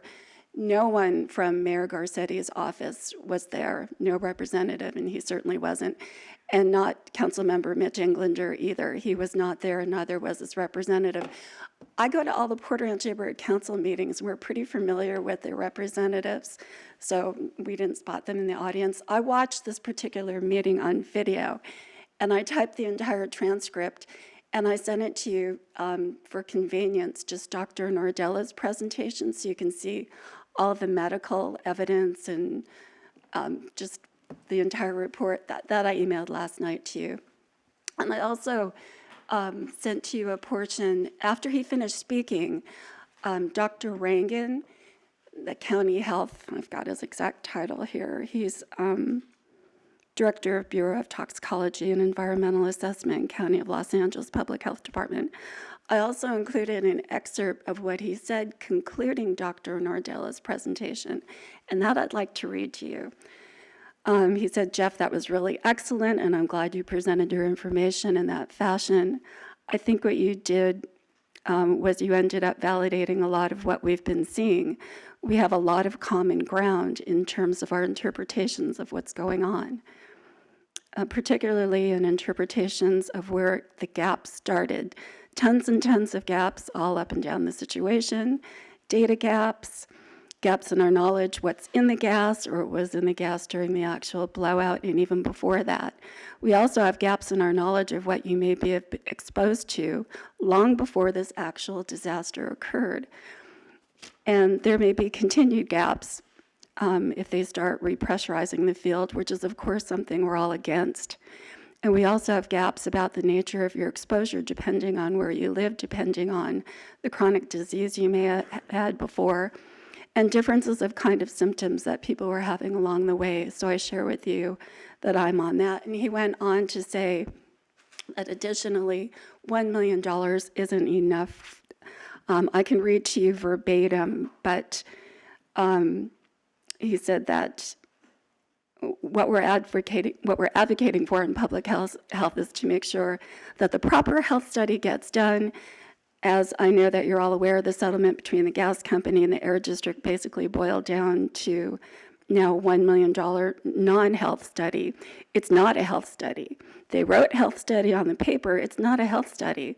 It doesn't come close to starting a health study. It doesn't even come close to even scratching the surface of what needs to be done here. Again, these are words from our health expert, Dr. Rangan, and I can go on, but you've probably heard this so many times before, and it's in writing. So thank you very much for not stopping this process and keeping this abatement going. There's just too many gaps. And thank you very much for your time. Okay. Thank you. Just a second. There might be some questions. Anyone have questions? Thank you very much. Thank you. Is there any other member of the public who wishes to testify? I see none. Board members, we've received a number of documents, mostly emails from the public. I'm going to mark them at this time. Earlier, we did mark the email from Ms. Loretta Keith, which sent us the letter from Mr. Angelo Palomo of the LA LA County Public Health Department, and that was P118. Okay, so the next item to be marked is email from Jeffrey Nordella. It has a date of Monday, February 27th at 2:35 p.m. That it will be marked as P119. We have a email from Skip Leifer, sent February 26, 2017 at 8:36 a.m. That'll be P120.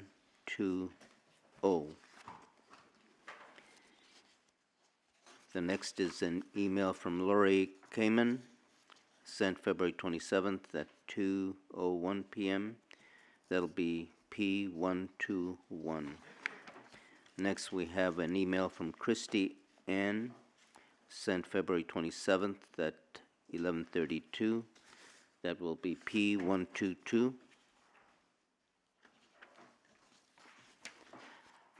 An email from Dave Dino, February 27th at 10:19 a.m.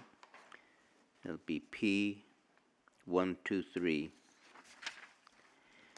Next, from Mr. Matt Pacuco, February 27th, 10:07 a.m.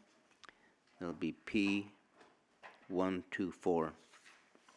Next is from Richard Diaz, February 27th, 9:47 a.m. That'll be P125. Next is Isam Najim, February 27th, 7:17 a.m. That'll be P126. Next is Sandy Minazian, February 26, 2017, 10:42 p.m. That's P127.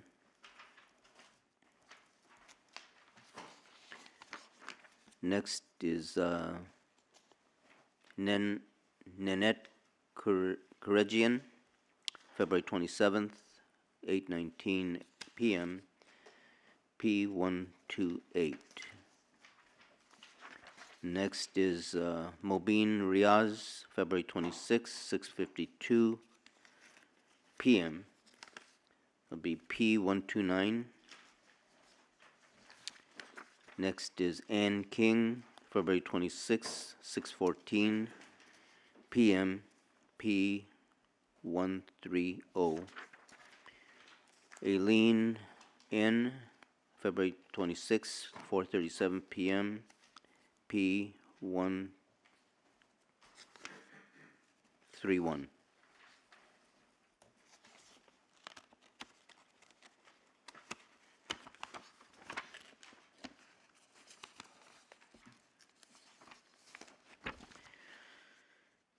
Patty Gluck, February 26, 4:30 p.m., P132. Diane DeMay, February 26, 3:57 p.m., P133.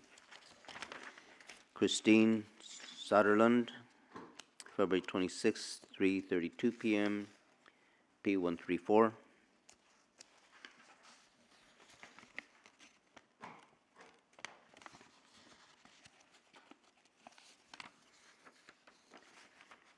Vic in Jishkushan, February 26, 9:33 a.m., P135. We're getting close. Next was from Jane, February 27th, 4:15 p.m., P136. And Anani Almara, February 27th, 4:24 p.m. a.m. Yeah, p.m. P137.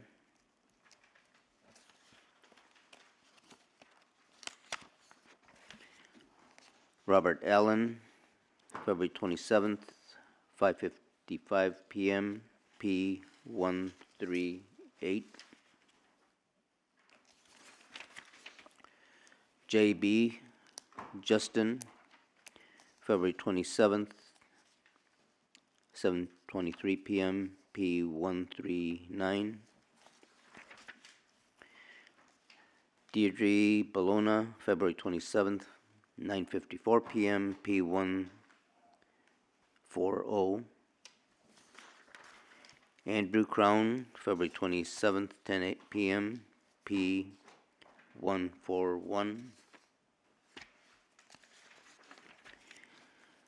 Deirdre Bologna,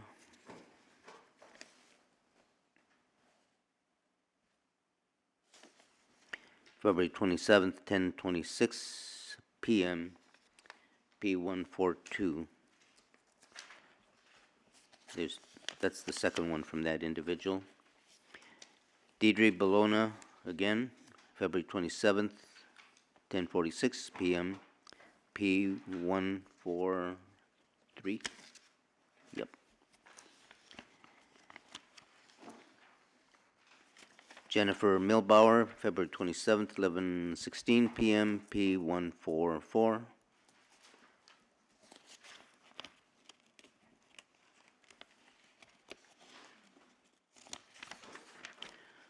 Lauren Bologna, February 27th, 11:26 PM, P145.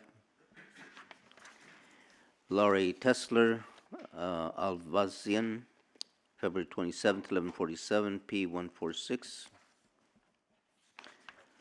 Evelyn Fernandez, February 28th, 2017, 12:23 AM, P147. Rock 66, February 28th, 1:44 AM, P148.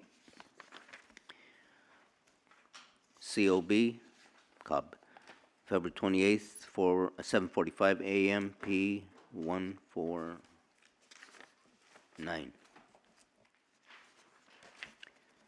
Then we have on letterhead from the, let's see, it's a Save Porter Ranch letterhead. And it's addressed to the SCAQMD. It's addressed to the hearing board. Has no date stamp. Received this morning. That's P150. 150. And the last is Joe Thibault, February 28th, 8:37 AM, and that is P151.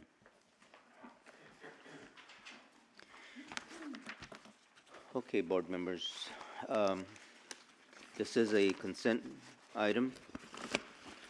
We've heard from the public. It's my recommendation that we take this off calendar and set it for hearing.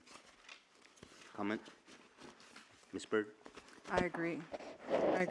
We've got at least 33 comments from the public since their notification on Friday, and I'm not really sure why Friday was as soon as they knew of this hearing today. I agree that we should put it on calendar and allow the parties to come so that we can have some questioning of parties and their witnesses. Ms. Prusek? I will vote in favor if it's what the board would like to take this off consent and set it for a hearing. But I do want to say for the record that based on what I heard today, I could also vote against the motion that has been made by the parties.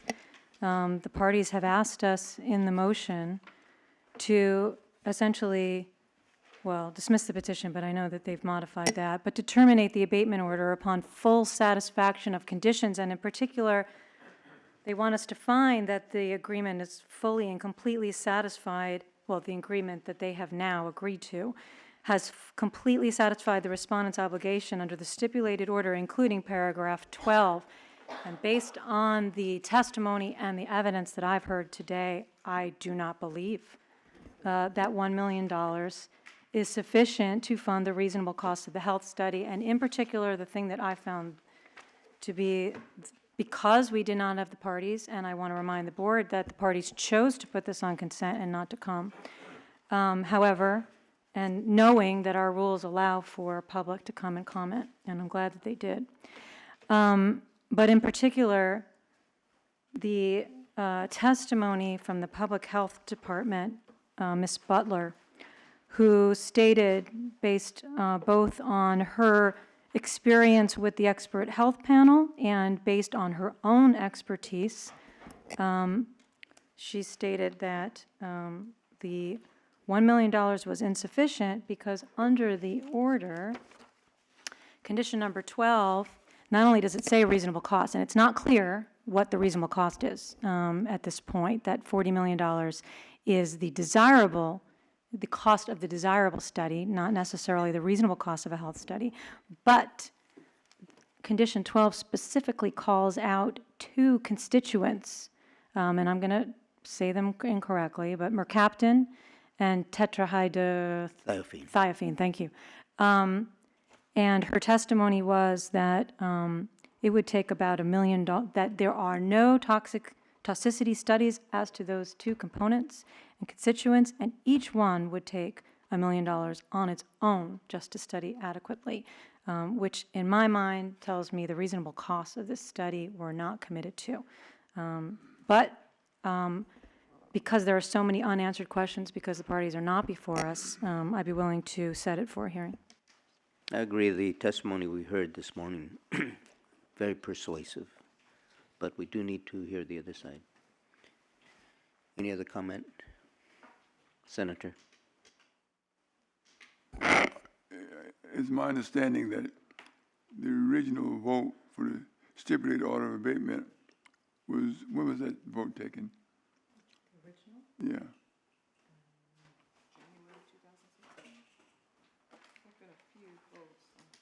The original order for abatement was 2016. I don't know the exact date offhand. And on January 18th, we had a hearing to extend the order. I understand. But see, the original order was voted. I'm not sure I was here when that was done. The extension was. Sorry, it was first approved on January 23rd, 2016. Yes. So the three members present and voting at the time were the ones present and deciding today what we should do with this stipulated order, the settlement agreement. So you have more knowledge initially than I, but I would say this, however, I've studied it and I learned it and I listened to the people. So I would go along with your decision, and that is what was your decision again? We've each voiced an opinion. We have not yet made a decision. The proposition that was raised by the chairman and echoed by Ms. Byrd was to take this matter off consent and set a hearing for it. I heard you. And in my view, it is simple and it's not. It is just a matter of whether or not the respondent is complying with condition number 12 regarding the health study. And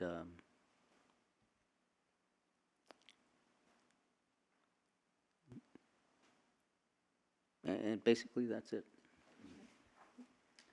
I think also there shouldn't be deference to the members of the hearing board who were present for the original order, because the order speaks for itself.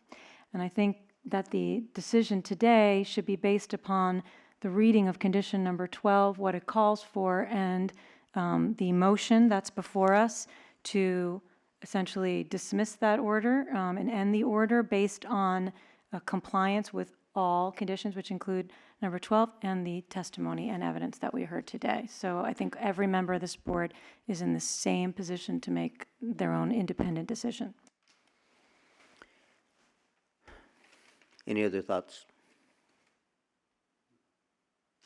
Just to echo everybody else's sentiments about this, I strongly urge that we take it off the consent calendar.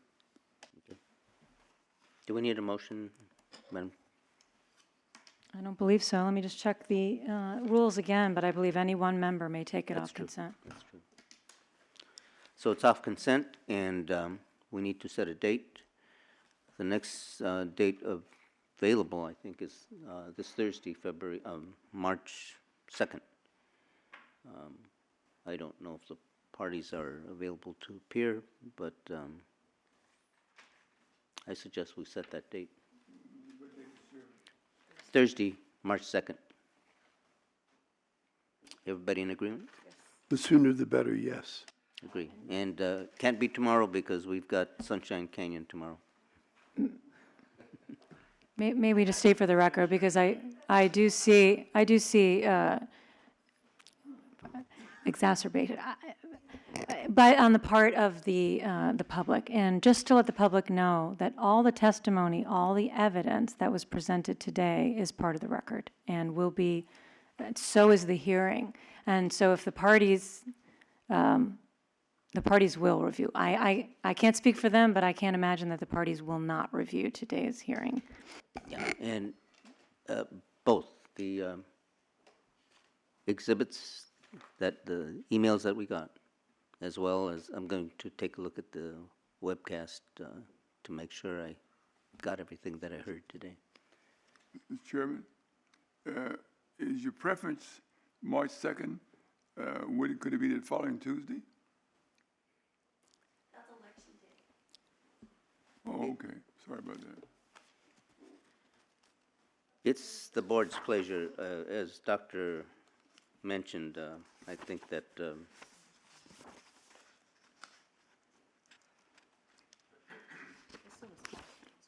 no, we have 2 cases on Tuesday, so no. Okay, we'll set a hearing for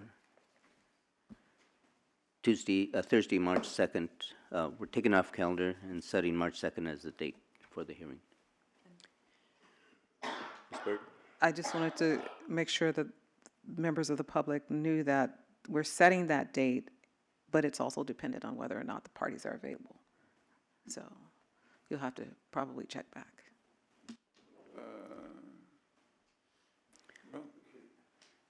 Excuse me, just so that the public knows, how will they can access the website, and the website will tell them that it is on calendar or not for Thursday?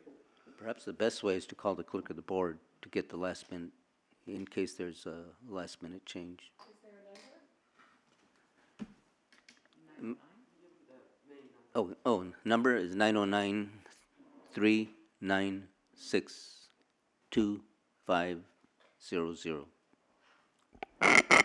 Mr. Chairman, my concern about the date, having an alternate date, was that giving public notice to the general public at large and using the calendar 3 days before the hearing takes place in most cases. And this will not give 3 days, but if it's appropriate to make it Thursday, then it should be Thursday. I'm just want to raise that as an issue. I understand.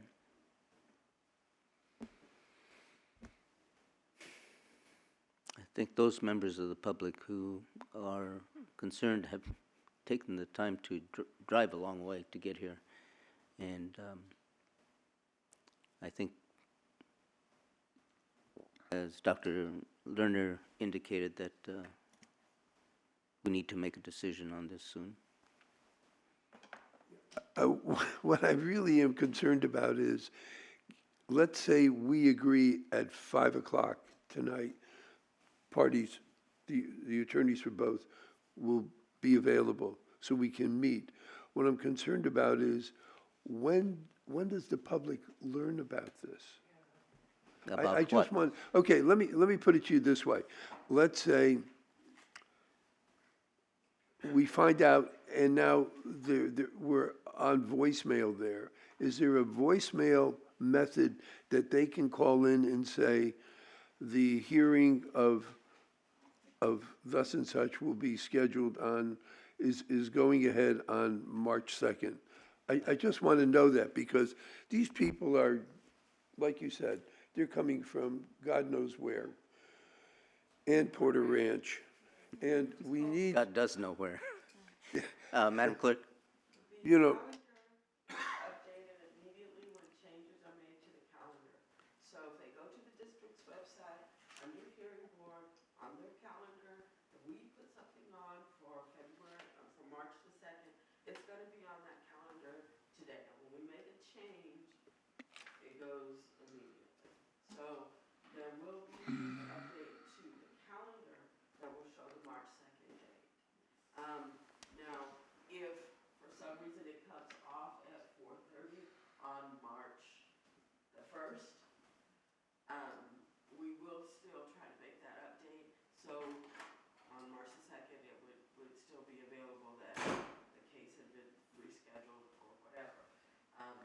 They did have a page on the district's website for SoCal Gas. I don't know if they're updating that. That was not handled by the clerk of the board's office. So I don't know if they're updating that or not. But our calendar will show any updates. Mr. Chairman, on the point, Ms. Byrd raised a statement about if the respondents are available. And I think that's, if we calendar this hearing and they come back and say we're not available, our attorneys have a conflicting schedule, then it's off again. But you have to set a date regardless, I believe. But they usually do that sometime. That happens, yeah. Okay. Anything further on this matter? So the hearing is, the matter is taken off calendar and is set for March 2nd, 2017 at 9 a.m. That takes care of that. Time is 11:25. I think the board would take a lunch recess and then come back and do the second matter of the day. Ms. Prusek? I just think it goes without saying that the board appreciates everyone who took the time to come and have your statements made and evidence presented before this board on that matter. And obviously, you had an impact, so thank you for doing that. I agree. That good information. Thank you. We're in recess until, let's make it 12:15. Thank you.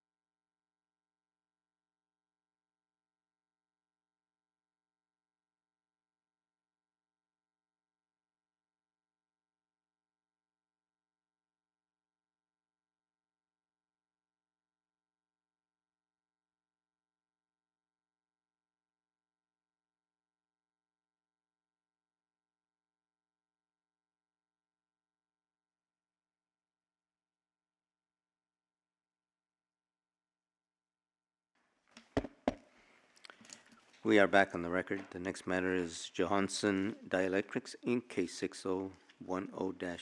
Who's representing Johansson? Curtis Coleman. And representing Executive Officer? Ruby Fernandez. Thank you. Those will be testifying in this matter, please rise to be sworn in. Raise your right hand. Do you promise to tell the truth, the whole truth, nothing but the truth, so help you God? Yes, I do. Thank you. The board apologizes for the long delay this morning.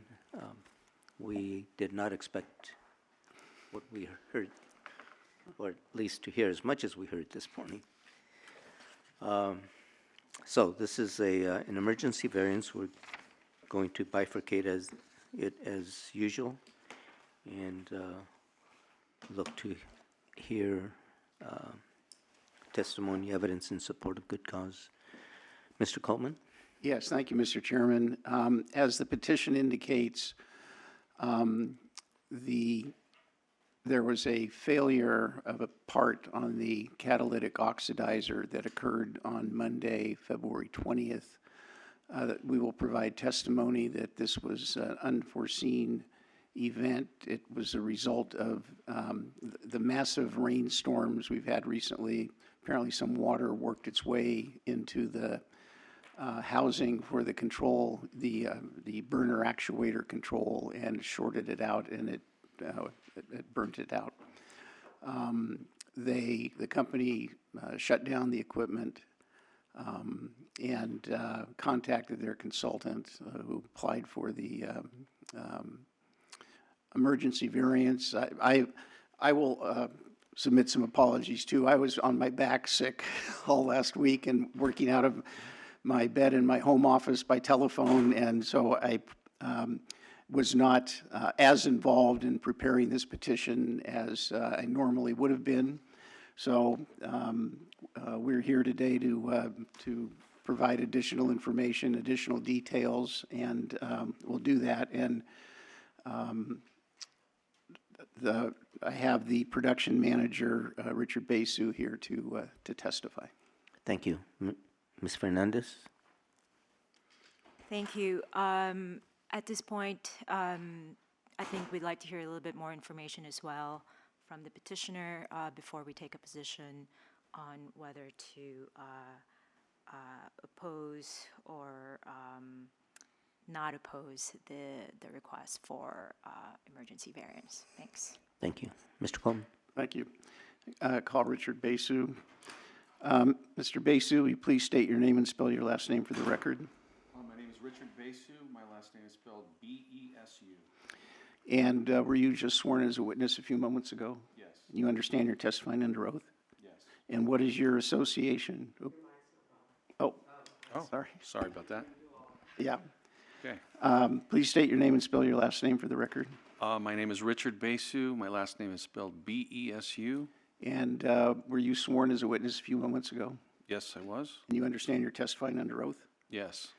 What is your association with Johansson Dielectrics? I am the operations manager at Johansson Dielectrics. I've worked Johansson Dielectrics for over 20 years. I've been in this position for 7 years. Okay. And have you reviewed the petition for variance that was filed in this matter? Yes, I have. Are you the one who signed the petition? Yes, I was. Okay. Will you please describe what Johansson Dielectrics manufactures? We manufacture multi-layer ceramic capacitors. Basically, there are non-conductive material properties. They're stacked one on top of the other using a conductive surface, which creates a electrical field, which in turn acts like a battery. So when you put it inside of circuit boards, it retains a charge, and depending on the design. It could be stacked as high as many as 100 layers. It could be stacked as little as 4 to 5 layers. And what type of equipment is involved? What do you use to make this piece of equipment that's these capacitors that are, what equipment's the subject of this variance? The subject of this variance is the equipment that burns out the solvents in the slurry. It's basically classed on a stainless steel belt, and comes out the other end as a semi-dried sheet, which in turn is used to stack the capacitors with. The afterburner is used to burn off the volatiles that come off of this slurry as it's being casted in the casting machine. Okay. And can you describe what happened that has caused you to seek this variance? Yes, the equipment I was notified was incapacitated by in the late afternoon on the 20th. We shut down operations and immediately contacted our consultant to ask for a variance. My maintenance manager informed me that the housing unit that houses the controller was saturated with water and caused a short. I believe this housing unit controls the oxygen mixture going into the furnace. Okay. Had you had any indication that this might be a problem before? No, I think we've never had a problem like this before, as long as I've been there. And was there, to your knowledge, is there any maintenance that could have been done that would have prevented this? Not to my knowledge. Okay.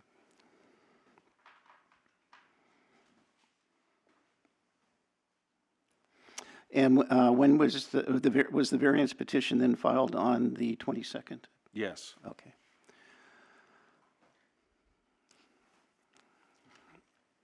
I have no further questions on good cause.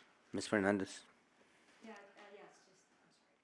Yes, just very briefly. I think you mentioned that, to your knowledge, you don't believe there would have been any maintenance that the facility could have done to prevent this from happening. No, I don't.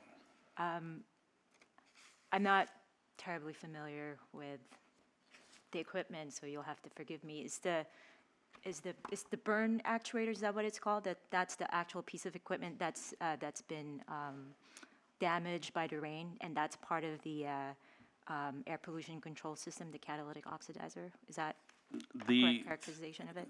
Yeah, my understanding, it regulates the airflow from the oxygen and gas mixture going into the furnace. That's the actuator? Yes, yeah. the actuator. And is that piece of equipment, is that housed in some kind of structure that may, either within a structure or under a structure that presumably would prevent it from being soaked by rain, for example? My understanding is it is in a small structure that's contained inside. So it's in the outside, obviously, but it's housed in a way that it should shield it from the environment. And if I understand if I understand correctly, there was a maintenance inspection that was done on the whole air pollution control system. You can correct me if I'm wrong about that, but sometime in January, January 16th, I believe their maintenance schedule is done monthly. And at the time, did your folks find any indication of any water intrusion or water damage to the structure that housed this actuator? No, if there was water in there, they would have not known about it unless they would have had to physically take it apart. I see. So it would have been just a visual inspection of the outside of, That's right. of the structure. And during their visual inspection, to your knowledge, they did not see anything that would indicate that this particular structure may be vulnerable to water intrusion or water damage. To my knowledge, they did not see anything that would have caused them to be concerned about that.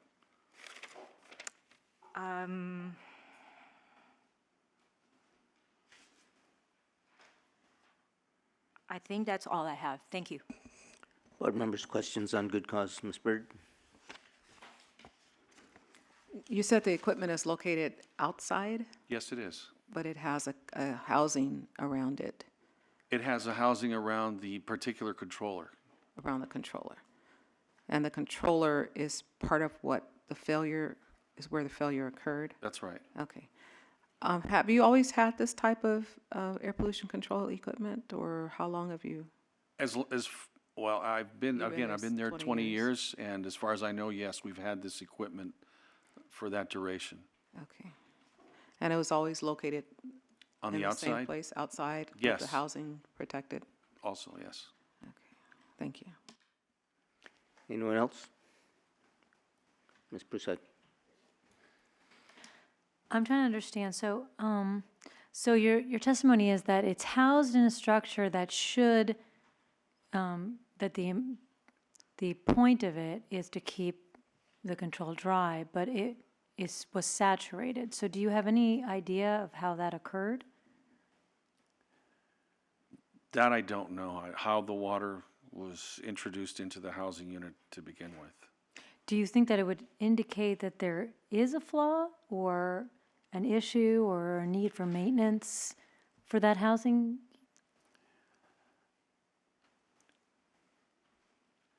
I wouldn't be able to answer that, only because I'm not knowledgeable how the housing is manufactured. So I don't know if it comes hermetically sealed to begin with, and over time the seal's probably compromised over time. I really don't have any knowledge about how they put that together. So I'm looking at page 3 of the petition, number 8, which is where it's the regular maintenance and inspection schedule is discussed, but I do not see any inspection of the outer housing. Is that a part of the regular maintenance, or is it part of any maintenance schedule? Well, usually what we do, and to my knowledge, is that we follow the recommendations of the inspection by the original manufacturer of the equipment. And so we follow that to the letter, and that's what's written down here. Now, if there's anything that occurs outside of that maintenance schedule that would warrant us to put it on that schedule, then we would do that. In this case, this is one of them that we would probably have to, in the future, take this thing or look at it much more closely, especially the housing unit. But again, I don't want to say that we're going to do that because I'm not familiar how they put this housing together. So if it's hermetically sealed, if I take it apart, then I've already compromised the seal.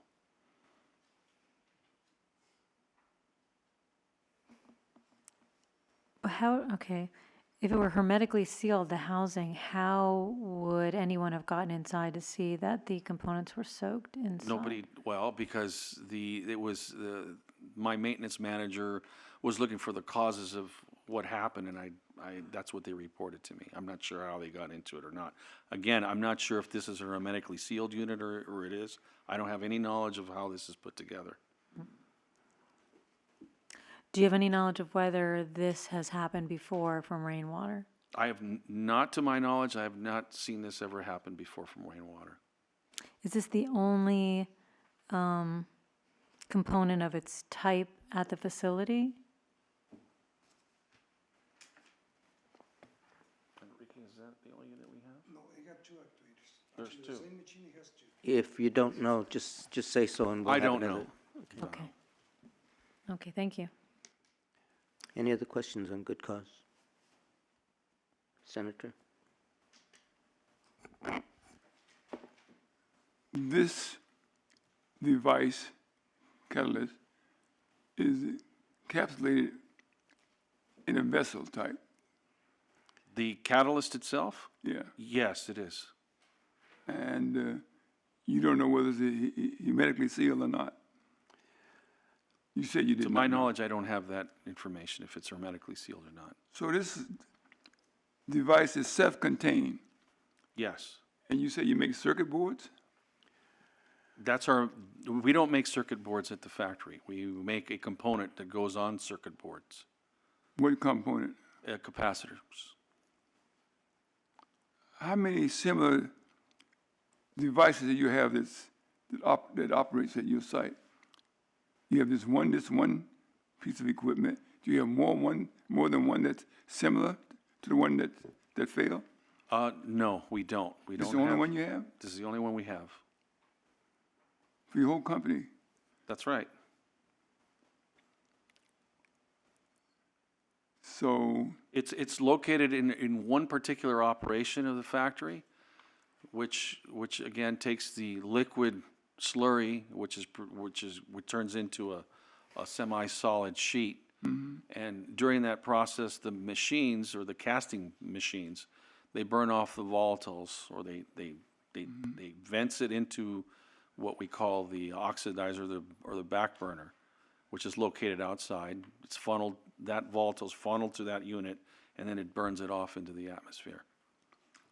What's the estimate size of this piece of equipment? 2 feet, 2 inches, 5 feet, 6 inches? The actual equipment itself? Yeah. I think it towers about 15 to 20 feet. Oh, yeah, well, self-contained. It's a stack, Yeah. if you want to call it that. Well, I have no questions, Mr. Chairman. Doctor? I realize this is an emergency variance. You got to forgive me. I'm one of 3 people here who do not have an engineering degree. I have medical engineering, but not the kind of engineering you do. It would have been just wonderful if you just had a diagram, just so that we all had a visual thing. I mean, a picture would have been great, but I understand the emergency nature of this, and I'm very sympathetic to this, but I can't get a very good visual image of, even though you're quite articulate about it, I'm just at a loss of this device and how it fits in, because we're all sort of struggling. Why did this thing leak? I mean, why? You know, we're all asking the same question. So I think if we go on further, which I hope we will, if you can, when you come back, or maybe we can do everything today. I don't know what's going to happen, but if there is a future meeting, it would be wonderful if you could provide some kind of a diagram or picture of what's going on. That would be just terrific. The diagram you would like, do you want to see the entire I just want to unit see or the the part that component? really, I don't want you to spend a lot of time doing this. Just the part of the process that where this device failed. I think that would be extraordinarily helpful. Okay. Ms. Prasad? I'd like to ask a couple of questions on redirect before you get into the discussion, so, yeah. I said one question.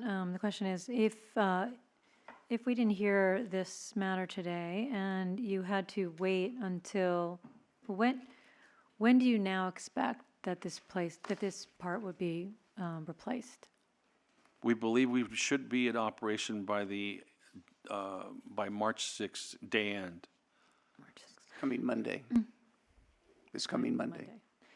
And if we did not hear this emergency variance request today, or we did not grant it, what would be the effect to the business from just not operating on this equipment until Monday?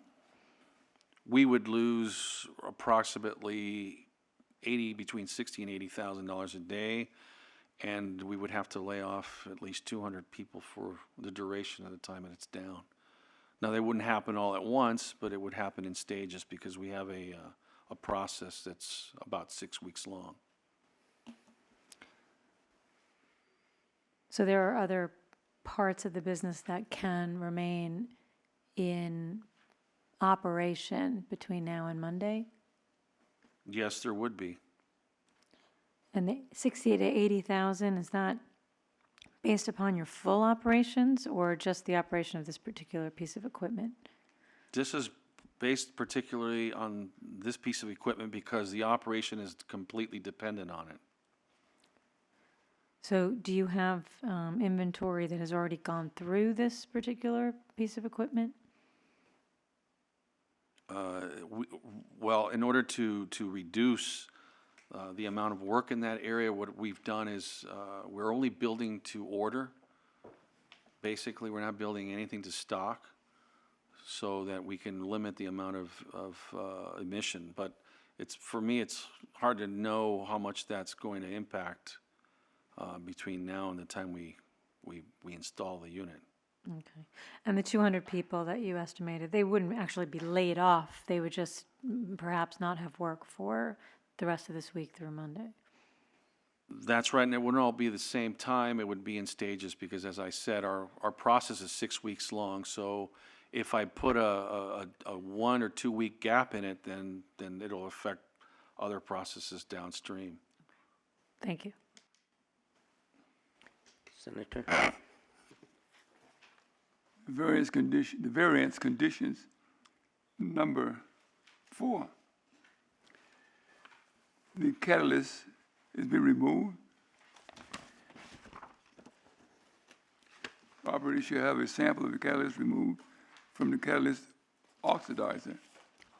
That's number 3. Number 3? Here, I got it. On this thing, ex parte order. Oh, okay.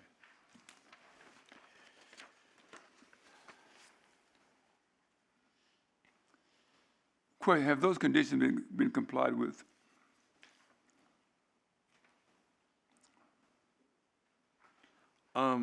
My understanding is that we're gonna have a sample of the catalyst removed as soon as the unit is up and running again.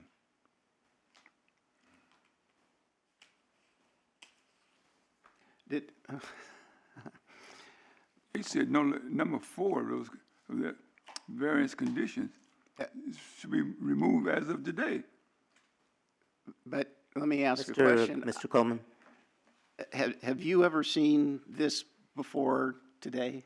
No, I haven't. It's the first time I see The, it. the first time we saw the signed minute order was today. Well, who agreed to this? Pardon? Sorry, go ahead, Mr. Chairman. Yeah. Did you not receive from the clerk of the board an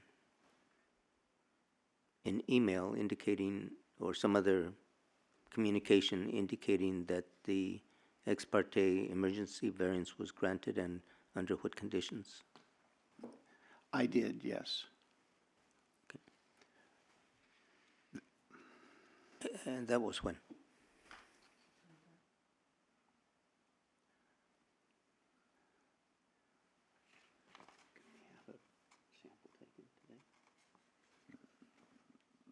I don't. Can we have a sample of that thing taken today? No. How long does it take to get the core sample? Yeah, it was taken day 2. Tomorrow? Tomorrow's the 28th. We can have the sample taken tomorrow, and I believe it states here the 28th. Today? Well, it's today, actually. Won't be able to till tomorrow. You'll have to excuse me because I just got back from overseas. I was out up through yesterday. I just got into LAX. So this is the first time I see this. This system, does it operate at a higher temperature? What temperature does it operate at? 800 degrees Celsius. 800? Yes. What's the likelihood of condensation occurring within that vessel? I don't have that kind of knowledge. I wouldn't know. Thank you.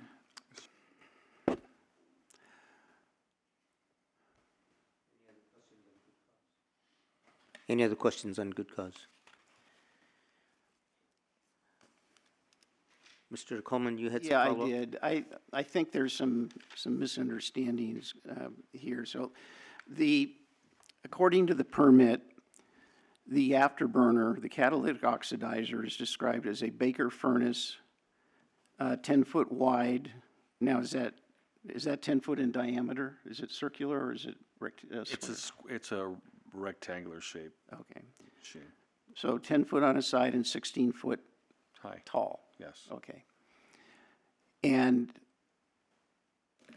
then the off gases from the casting machines are vented into this catalytic oxidizer for destruction, the VOCs. Right. For destruction.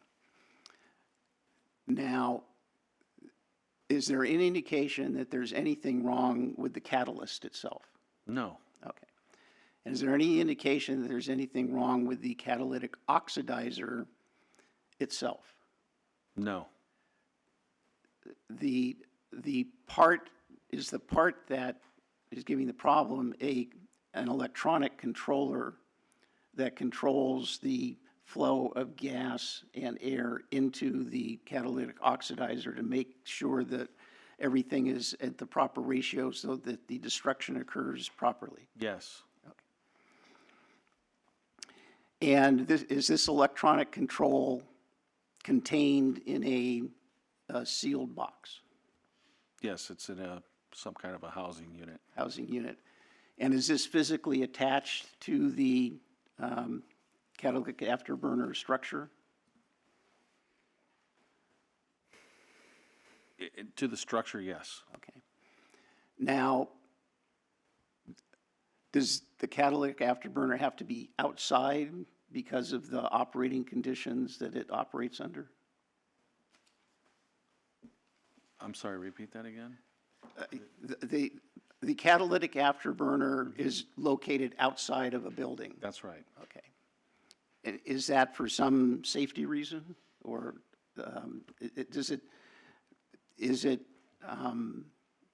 is it your experience, well,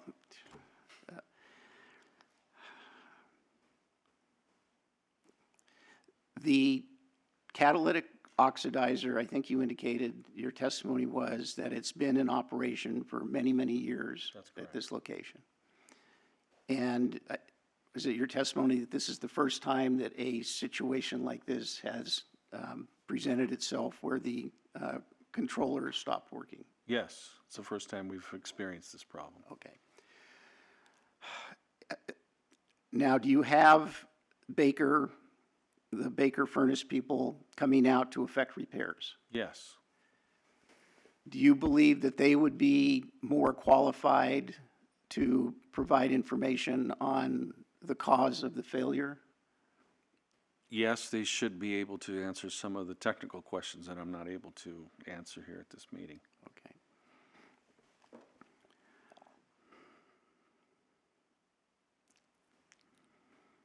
Just to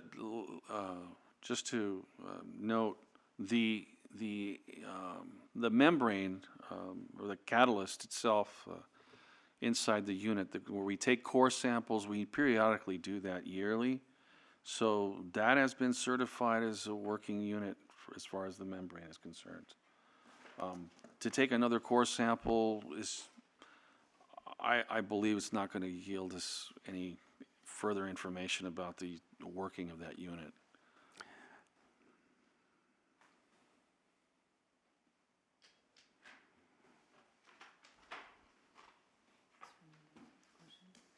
Any other, Senator? How long have you been working at this plant? I've worked there about a little over 20 years. 20 years. Did you participate in requesting a permit from the district to operate in the year 2011? It's attached to this petition, by the way. I believe I might have, yes. And then again in 2016, December. That's recent. No, I'm not aware of this. Well, it's, Permit to operate. yeah, it's, A permit to operate, I think that was a renewal for Title V, if I recall. There's some equipment that's changed over the past few years that we had to amend this permit to operate. But well, not, I mean, Title V permits are good for 5 years. So if you got one in 2011, they would be renewed in 2016. They're all Title V. yes, yes, So you had to renew the permit. that's correct. So why is it necessary to attach 2011 with it? It's showing here 2011, so I raised the question. It's the same piece of equipment. Right. Yeah. No other questions? Yeah, I was just saying, my question was, that's just renewing the permit that was granted in 2011. It's like the permit to operate in December 2016 was renewing the permit that was granted in 2011. Yes or no? Yes. Senator, we're still on good cause.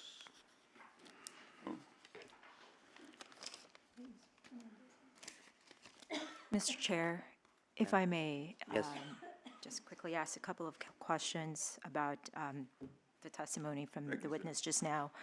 I think, you can correct me if I'm wrong, but I think you stated that as far as you know, there's no indication that there's anything wrong with the catalyst in the catalytic oxidizer. Is that correct? That's right, yes. And then you also stated that Baker Furnace, you think will be the one who's most qualified to figure out the cause of the failure on the air pollution control system. That's the subject of this variance. Is that correct? They would probably be best qualified to answer how the water was able to seep inside of that unit. Okay. When you said that there's no indication that there's anything wrong with the catalyst and the catalytic oxidizer, what do you base that statement on? I based it on the sampling that was conducted on that unit last year. Do you recall when last year that occurred? I don't recall. Okay. I know that it's done periodically to meet the permit and the rules of operating that unit. And is it my understanding that the facility is willing to take another core sample of this catalyst and do testing to determine whether this catalyst is still up to par compared to its initial design requirements by tomorrow? Is that correct? Yes, we could do that by tomorrow. Okay. Thank you. That would be all. Okay. Mr. Coleman, did you have any other witness on good cause? No, Mr. Chairman. District, have any witness on good cause? No, Mr. Chair. You make a closing on good cause? Yes. First of all, as Mr. Basu indicated, he was out of the country and when this all happened, and it all happened very quickly. And as you can tell from the petition itself, it was not clear at the time the petition was put together, at least from the body of the petition, what the problem was with the catalytic oxidizer. When the call was made about conditions, at that point, I think the company had determined that it was not the catalyst bed itself that was the problem. It was a controller, but and that the catalyst, taking another sample of the catalyst bed would not really provide any useful information, but rather than argue that, they agreed to do it. We still believe it would not really provide any useful information regarding the performance of the catalyst itself once the unit is working, but we are agreeable to do that. And again, there was a breakdown in communication between myself and Mr. Zhang, their consultant, with regard to who was getting information from the clerk of the board and passing it along. I should have done that. I thought he was the main interface with the company and was passing it along. But as the attorney, it's my responsibility to make sure that happened. With regard to the situation, the testimony, I think, is clear that this unit has been operating for many, many, many years and has never experienced a situation like this before. Of course, we have never, in recent memory, experienced rain like we have in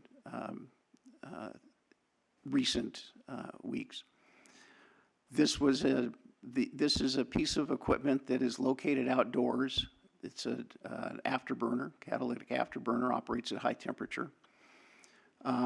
There is an electronic controller that is used to control the input to the gas and air input into the afterburner to make sure that it operates properly at the appropriate design efficiency.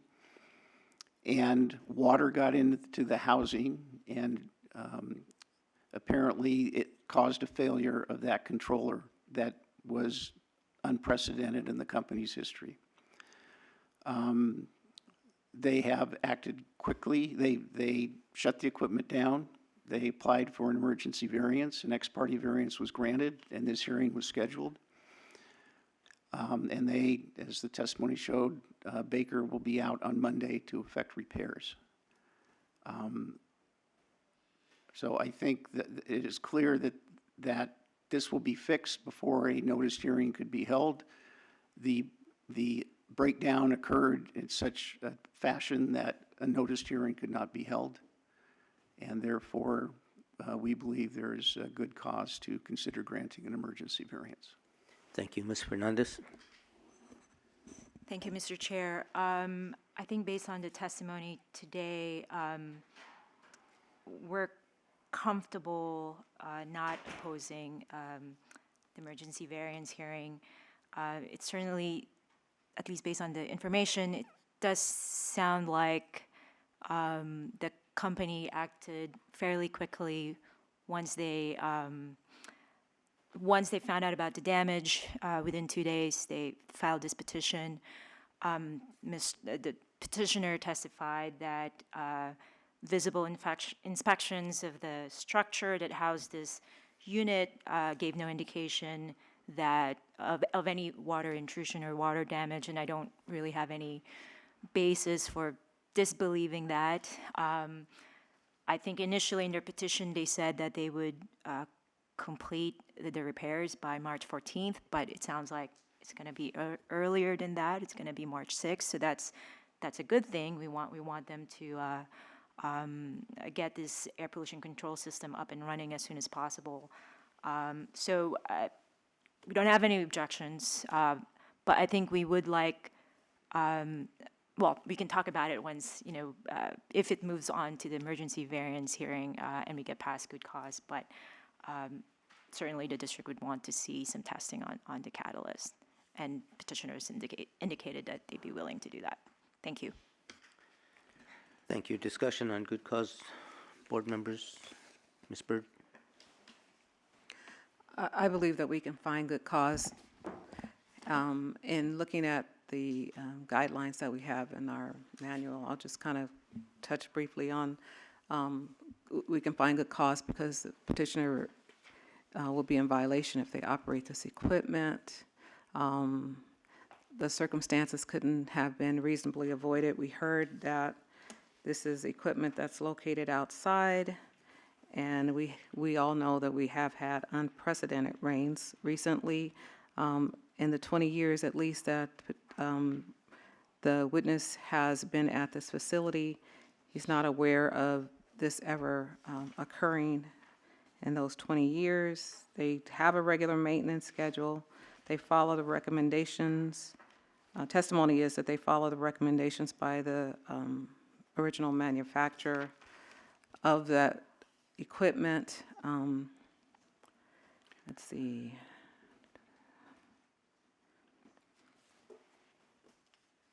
But there is reason, I believe, that it could not have been avoided or anticipated in sufficient time to provide for a notice hearing.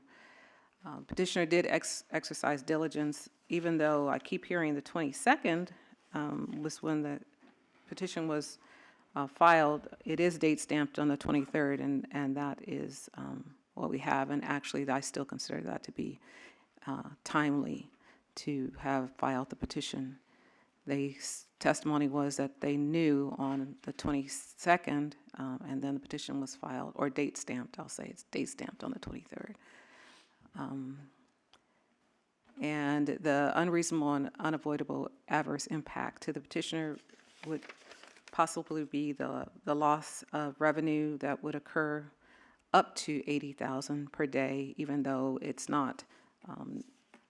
There were some. That's what's included in the petition. However, the petitioner did not say exactly that would happen every day, because there may be some things that they are still building to order and not necessarily producing stock orders to decrease their emissions. So I believe, based on the guidance that we have, that we could find good cause to hold a hearing. I agree, and I'd point out that this is not the first facility that's come before us as a result of problems that have been initiated or caused by the unusual weather that we've had. Ms. Prusek? I agree with everything Ms. Bird said. The one sticking point that I had was regarding avoiding the circumstances and maintenance, but I think it was sufficiently brought out that this is an electronic controller attached to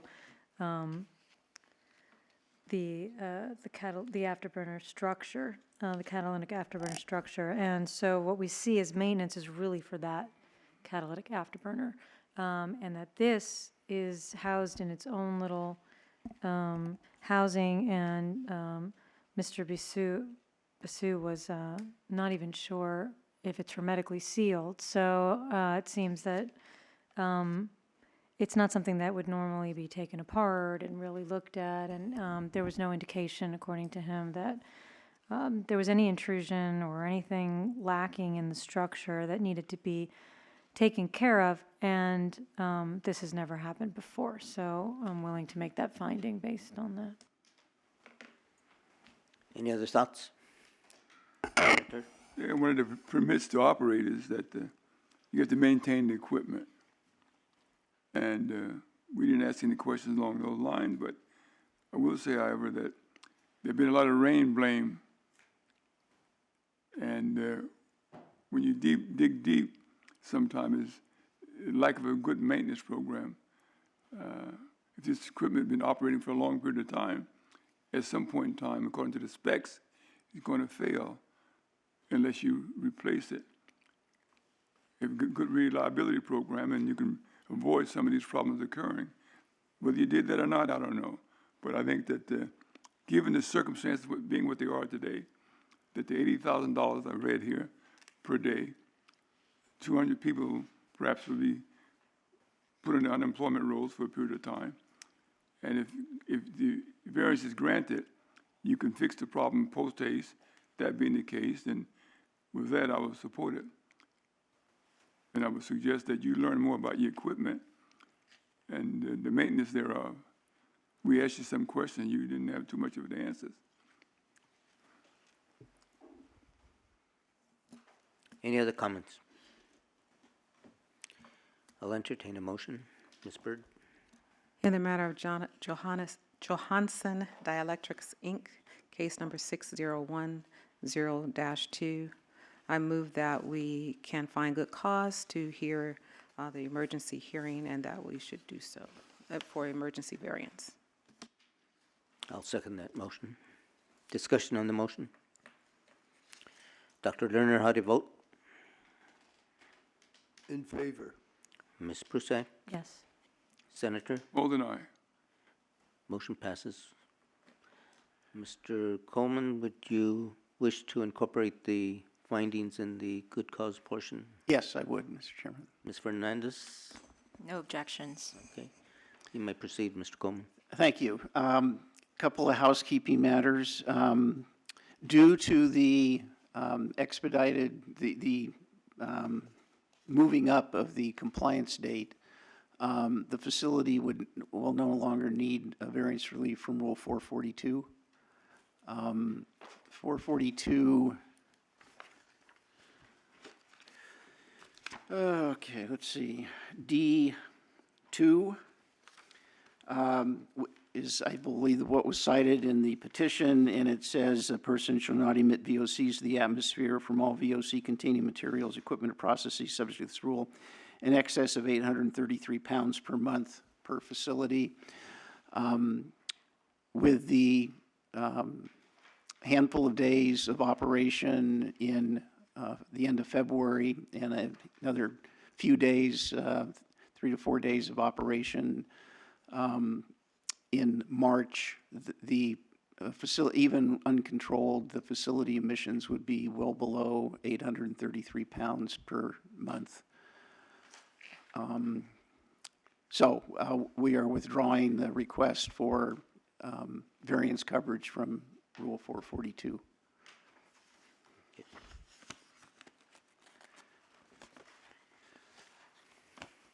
Ms. Fernandez, opening on the findings. Oh, I've got a few more things to say, but Okay. thank you. A long pause. The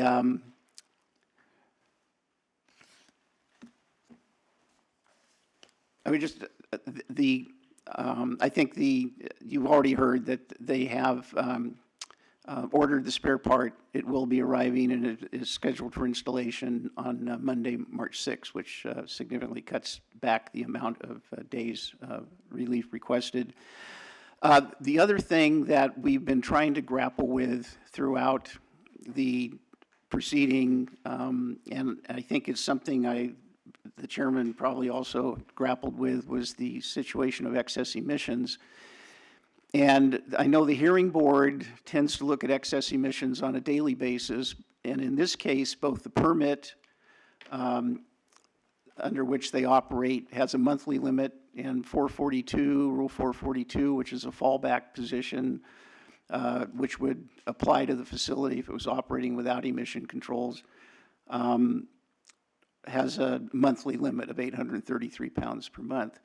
So it's, and the operations under the variance would result in emissions well below both of those numerical limits, the ones in the permit and Rule 442, but those are monthly limits. And as far as a daily limit, you'll hear testimony that the daily emissions fluctuate as production fluctuates.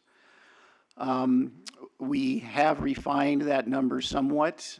We think the excess emissions would be somewhat lower than what was in the petition, or probably will be somewhat lower, but it gets to be those are based on average days of, you look at the total emissions during the month and the number of operating days and divide it out and you get an average amount. And on average, we expect the emissions to be about 80 pounds per day total from the facility on average for the days that they'll be operating without emission controls, which would mean excess emissions in the 77, I think, pound range, somewhere around there. So it's somewhat lower than was in the petition, but again, it's on an average. And if there could be a day when it would be as high as the amount that was specified in the petition. The other thing I'd like to note is this is a 5-day-a-week operation, not 7-day a week, 5 days a week, one shift. And so there will not be days of operation on weekends. And the other thing is it is located in an industrial area. All of the properties surrounding it are industrial type of operations. Thank you. Ms. Fernandez? Yes, just very briefly, the district, having heard the testimony earlier, which is now incorporated in this particular at this particular hearing for the emergency variance and the information in the petition, the district does not oppose the granting of the emergency variance. I am interested to hear a little bit more on how the excess emissions are calculated, but our inclination is to not oppose. Of course, if the testimony and evidence today shows that that should change, we will do so. Thank you. Thank you. Mr. Coleman? Yes, thank you. Let's see where we left off here.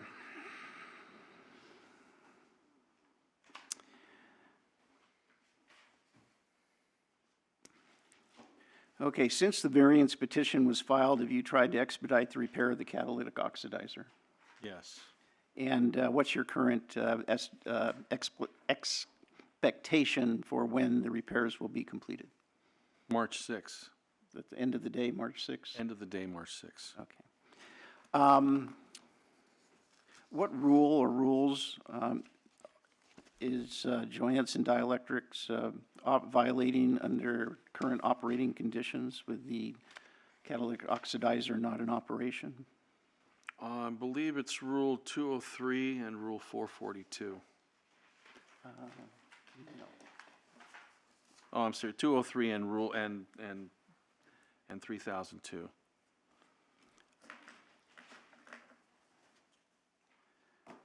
Are you familiar with the daily operations at Johansson Dielectrics? Yes. And how many days a week does Johansson Dielectrics operate? Our normal operating days are Monday through Friday from 7 in the morning till 3:30 p.m. Okay. Do you sometimes work 10-hour days? Yes. When the permits were originally issued, let me back up for a minute. The permits that are attached to the petition are copies of permits to operate that were granted by the district. Is that correct? Yes. And are those true and correct copies of the permits that you've been issued by the district? Yes, they are. Okay.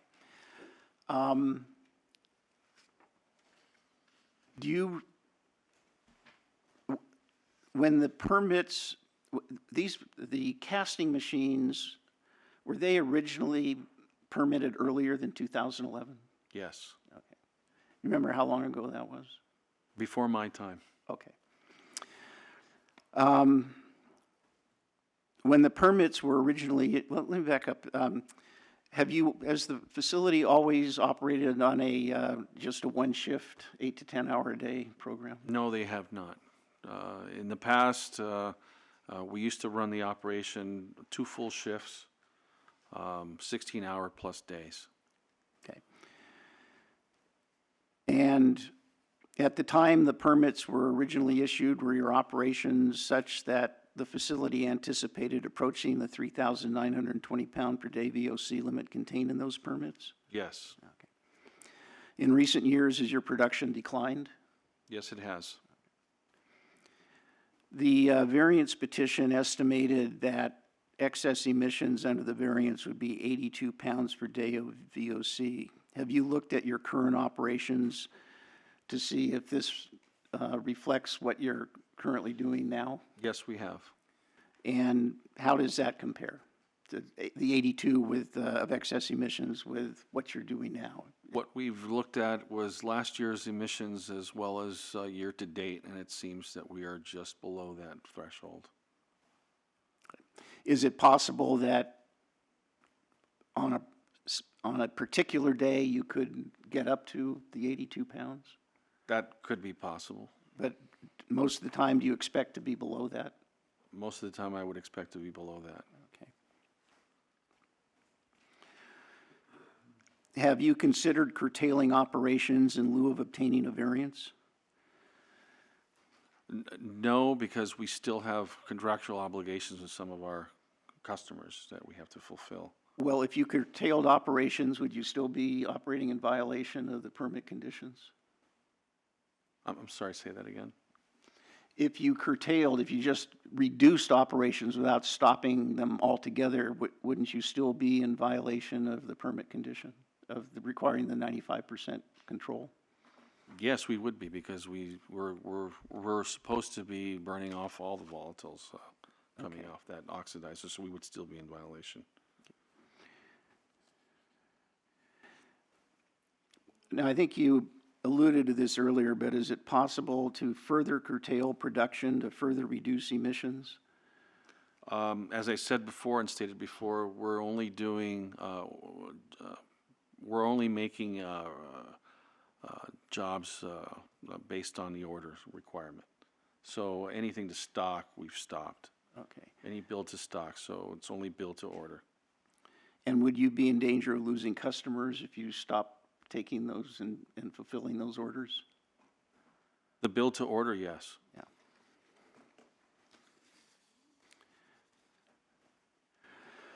Okay, when the repairs are completed on March 6th, will this also result in you, Johansson, not needing a variance from Rule 442? Yes.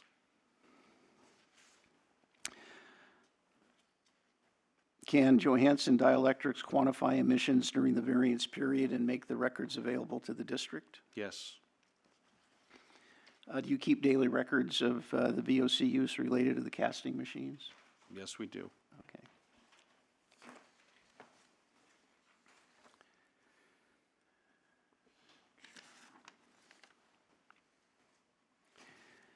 And what, can you describe the neighborhood generally where your facility is located? It's an industrial area. Residential structures are approximately 1 block away from where we're at, so we're pretty much at the center of all the, we're surrounded by industrial buildings.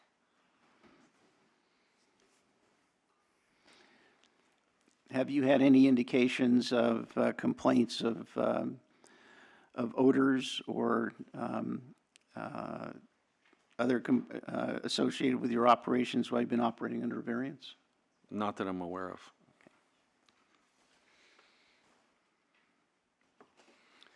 I have no further questions. Ms. Fernandez? Yes, thank you. I think you mentioned that the replacement part, the actuator has been, that order has been placed, and it's expected to be delivered on Monday, March 6th. Is that correct? Yes. How long does it take to, if you know, to replace the part? Is it just going to be one day? Baker Furnace indicated to us it would take that day. It's about a matter of hours, Yes. but not days. Is that correct? That's correct. With regards to the excess emissions, if I can maybe direct you to item number 20 of your petition, which is page 7.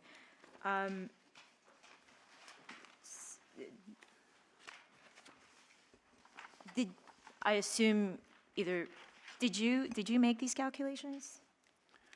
I'm assuming somebody from your staff did. Our environmental consultant did these calculations based on what our monthly usage has been. The monthly usages are, I mean, it says here that it's based on uncontrolled emissions from casting machines for each month. In calendar year 2016, have been well below the permitted limit. When your consultant, as far as you know, calculated these excess emissions, do you know if it was based on your facility's 2016 annual emissions report? This was based, I'm sorry. Based on your monthly emissions records? Or monthly? It's based on the monthly emissions record for 2016. Okay, all right, so, and you keep that We keep at the that on facility? file, yes. And you won't be making, the facility will be making available these monthly production records to the district to verify that, in fact, moving forward, if this petition is granted, that the calculated excess emissions are in the ballpark of what you have in your petition. Yes. With regards to curtailing emissions, I mean, it's my understanding that it's now really just it's less than, about 4 days of actual operation, because you guys just operate Monday to Friday, 7 to 3:30, so it's now Tuesday. You're going to have the equipment replaced on Monday, so we're talking about 4 days of operation. Is that correct? That's correct. And the facility can't reduce even further the hours of operations in those 4 days? There's just not a possibility at all to do that? I'm afraid not. I think we've done everything within our power to do that by curtailing the amount of orders that we would have to build otherwise as stock. Okay. In terms of, if I understand correctly, there are 7 or 6 casting machines that vent to the system. That's correct. Are all these machines running when you do a particular job? I guess what I'm trying to get to is, could you take some of these casting machines offline in an effort to reduce emissions, uncontrolled emissions? Maybe instead of running 6, you run 4, or whatever the case may be. Well, we've done is we've got one machine in particular we took off, not offline, but it's actually casting what we call cornstarch, which doesn't have the same volatiles as the normal slurry for our dielectric casting does. Did you say you took that offline? We didn't take it offline. We're still running it, but the material that it's cast on there is not with the same volatiles as the rest of the machines, like the toluene, the MEK, the methyl acetate. Those volatiles are not being produced through that particular unit. Okay.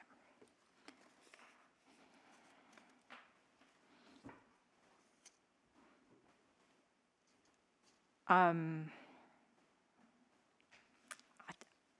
don't have anything further. Thank you. Mr. Besu, you have no other facility where this can be done? No, we don't have one. Can you farm out some of this work? No. I'm afraid we don't have a source to farm it out to except to our competitors. You didn't want to do that. Well, they'd learn a lot from us. Board members, Ms. Prusai? I just want to understand that there's no wiggle room at all in your business. So if you were to just delay orders that you are currently processing for 3 to 4 days, that would significantly harm your business? Yes, it would.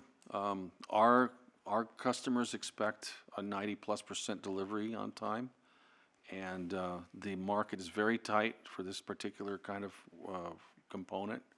So when they see that we stumble like this, they particularly go elsewhere, or they give us a one-time order and go somewhere else. And that's based on experience of this occurring in the past, or? Yes, yes, it is.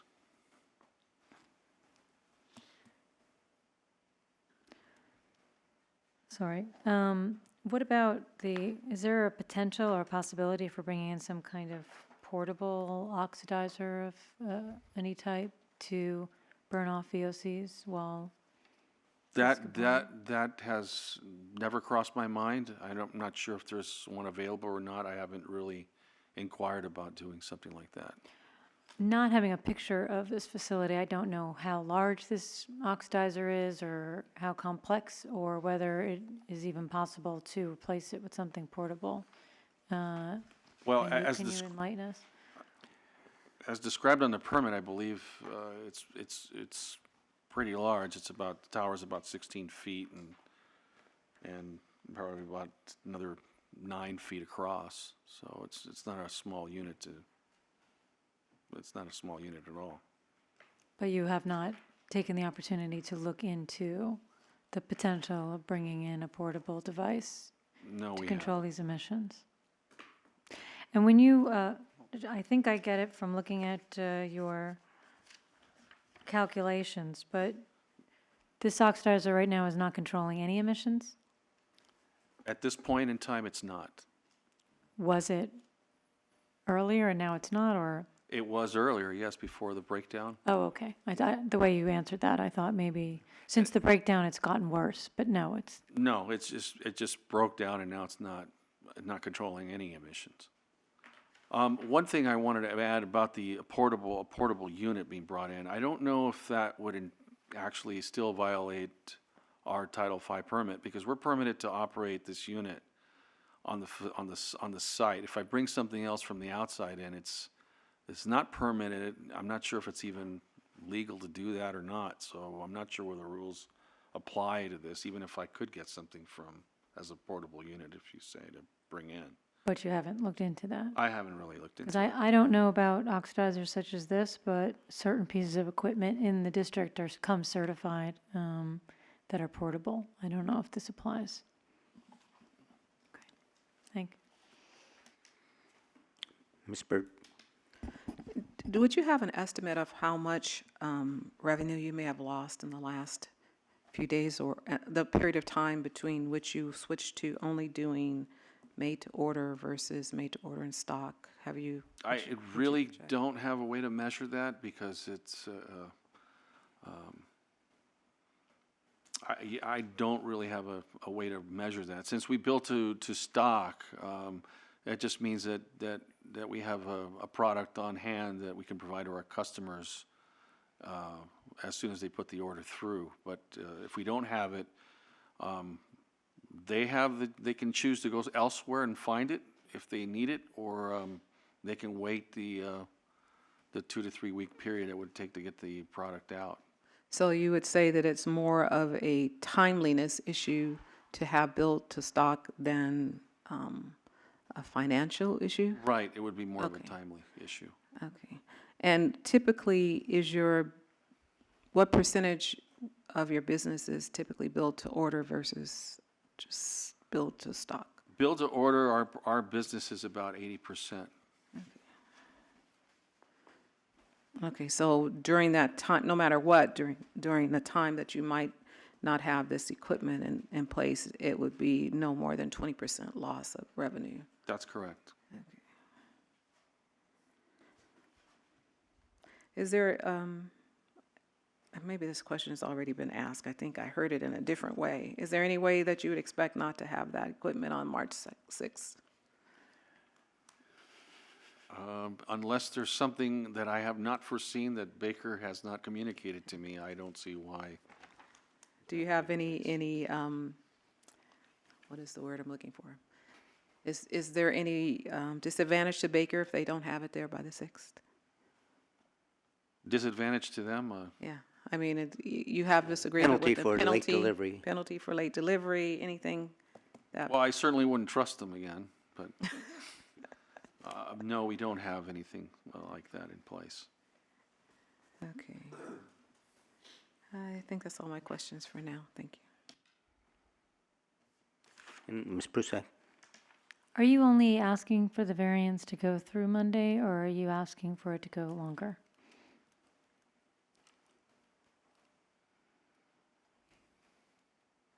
I think we should have it go through longer. I'm 90% confident that we'll have it running by Monday, and I'm basing that on the experience of the manufacturer.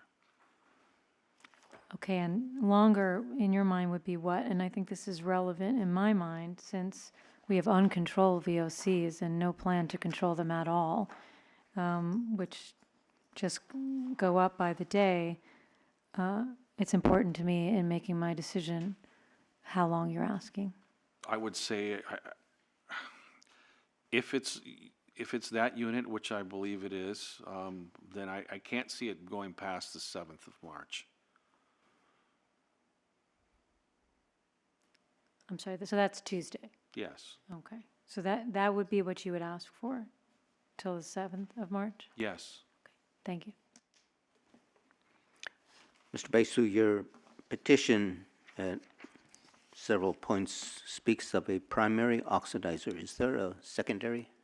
There was a couple of years ago, but that unit has been disabled because it failed the source test, I believe, and the emissions control. And from what we found out later from the original manufacturer of the equipment is that it's been there so long that it started to leak at the seams. So that unit's probably going to have to be removed.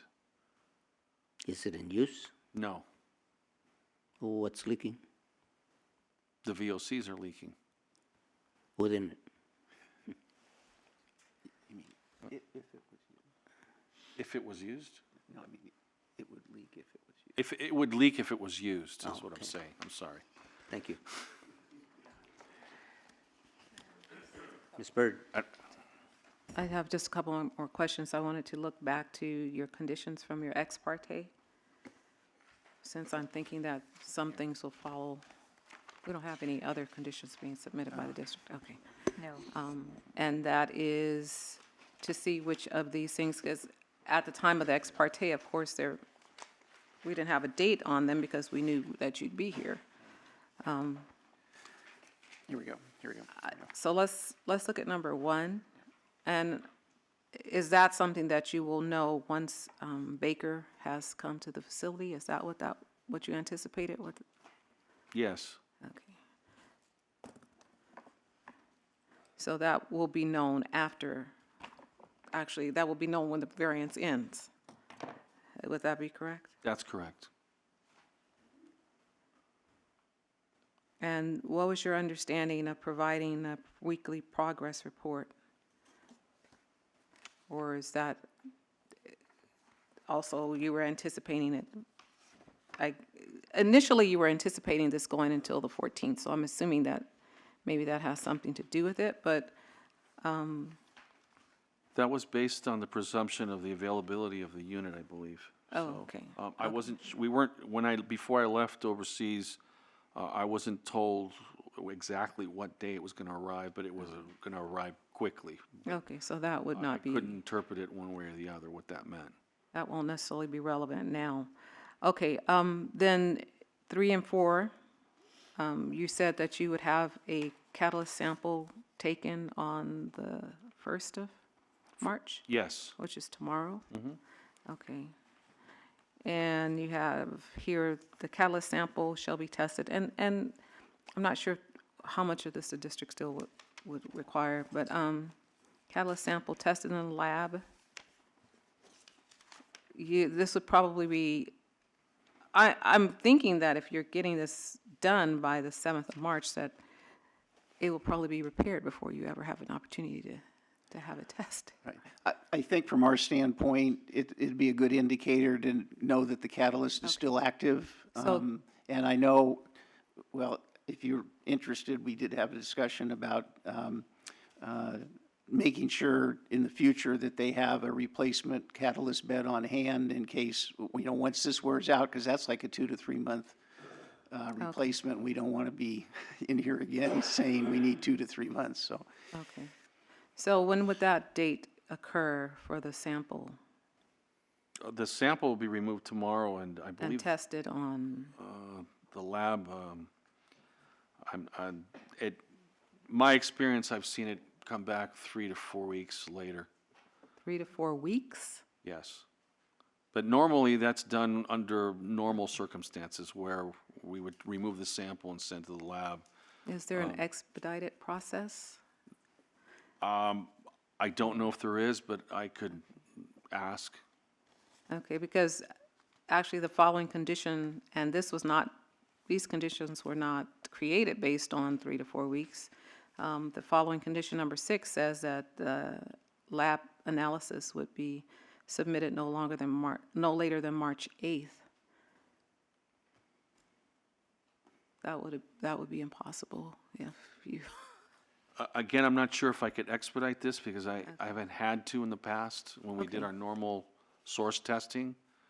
So I can get back to you about Okay, that. well, I'll go to the district in a minute, just maybe to see what they might have anticipated.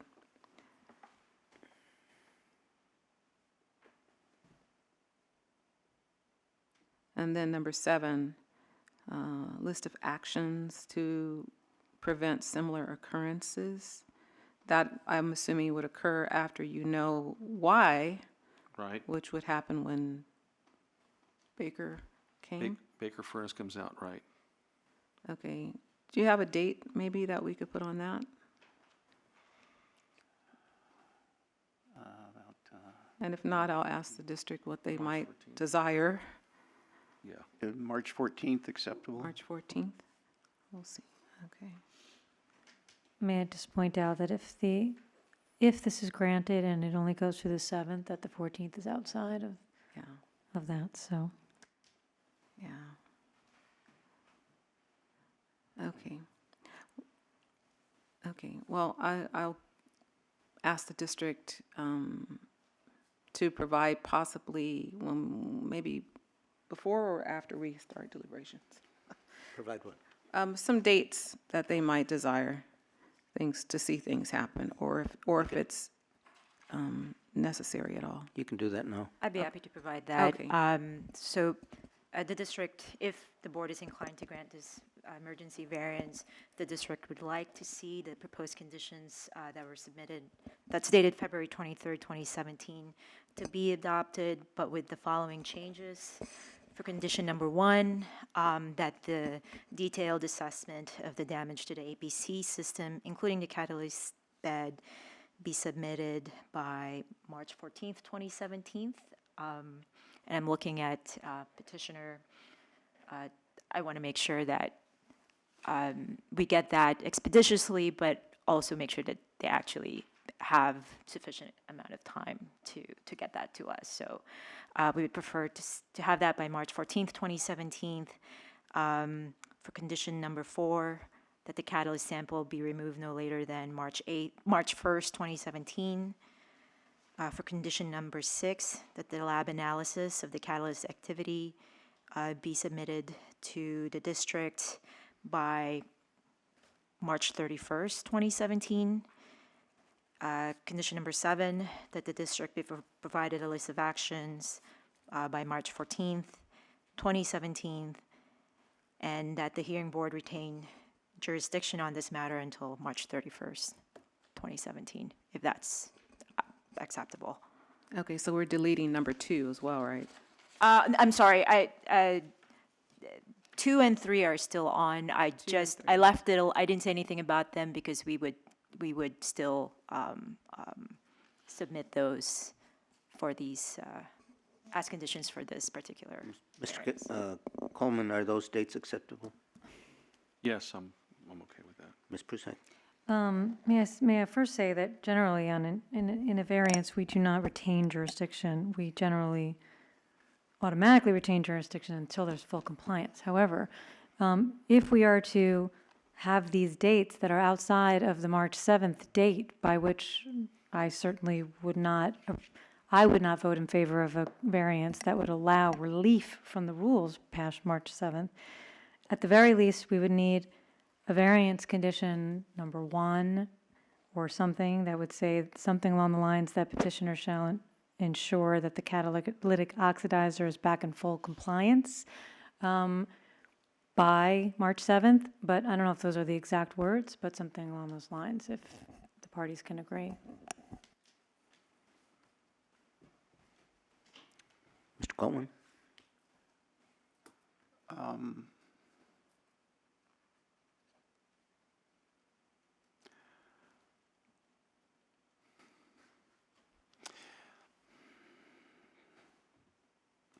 I mean, it's going to be back in operation the way it was before on, we believe, by March 7th. Yes. And we believe it will be in full compliance. I think if the catalyst sample comes back showing that it is still active,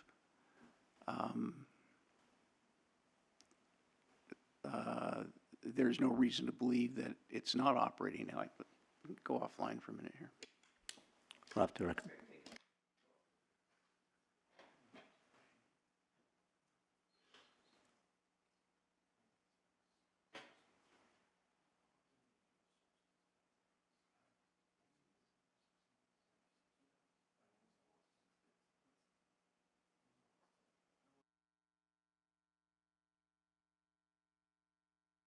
We're on the record.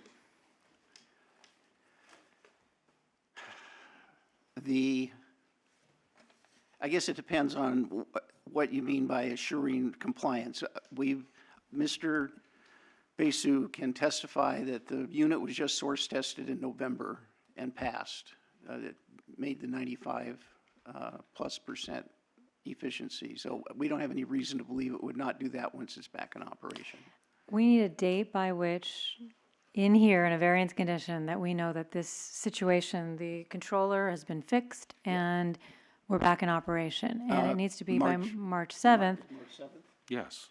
March 7th. Because otherwise I would not want to vote for a variance that goes through March 31st, Right. but seems to be. Okay, so if you want to rewrite that language and somehow come up with something that makes more sense, that makes sense to me. But there needs to be something in there. I just wanted to get that on the record.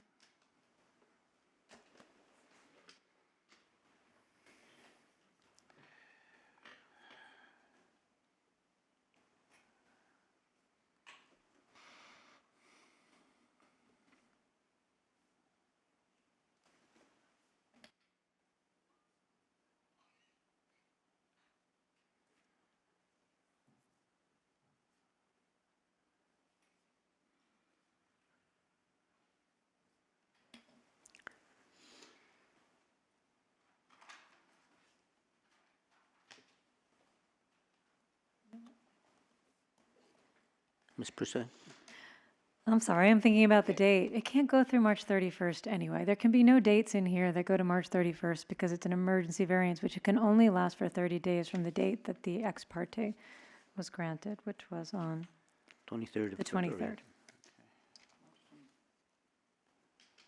If I may, I think I suggested March 31st because they're saying it just has to do with when they're going to submit their the lab analysis for the catalyst, because I think they said that it takes 4 weeks from the time it gets sent to the lab. And so I was thinking, all right, they need that much time for the lab report, but we expect we expect the catalytic oxidizer to be in full compliance by March 7th.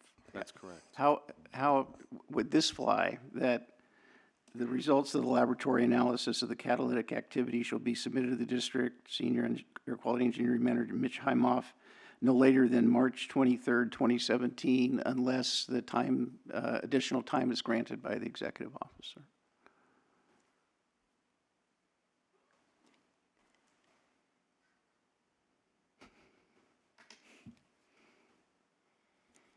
That's still more than 30 days. It's more than 30 days. The problem is it becomes unenforceable, and ARB does review all of our variances. But if you want to not put a date and say, I just, it needs to all fit within the 30 days. As expeditiously as practicable. If I may, I agree with the vice chair that there should be a date here, a condition that requires petitioner to be in final compliance by a date certain, and what I'm hearing is March 7th, 2017 is that date certain, so I don't see why we can't have that condition in here. Right.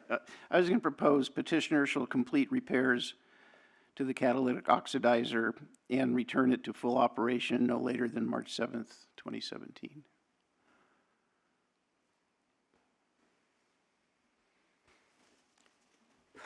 Okay. Ms. Byrd. Okay, I don't think I'm on the same page. I thought the date problem had to do with expecting the report in 3 to 4 weeks. So even if we have this new condition. Yes, I think, and the vice chair can correct me, I think what she's looking for, in addition to the 8 conditions that are here now, that there should be another one that specifically requires the petitioner to have a date certain as to when the catalytic oxidizer will be in compliance with their permits and their rules. And Currently, it doesn't have that. Okay. It just says that the hearing board shall retain jurisdiction by a date certain, but doesn't say that they're supposed to be in final compliance by that date certain. Okay, I follow that. I guess there was some discussion about when the report was to be submitted, and originally we were told that it takes 3 to 4 weeks to get a report or to get an analysis, and that doesn't fit within this framework. Did you say that we were I must have missed something. I have another option, thinking outside the box.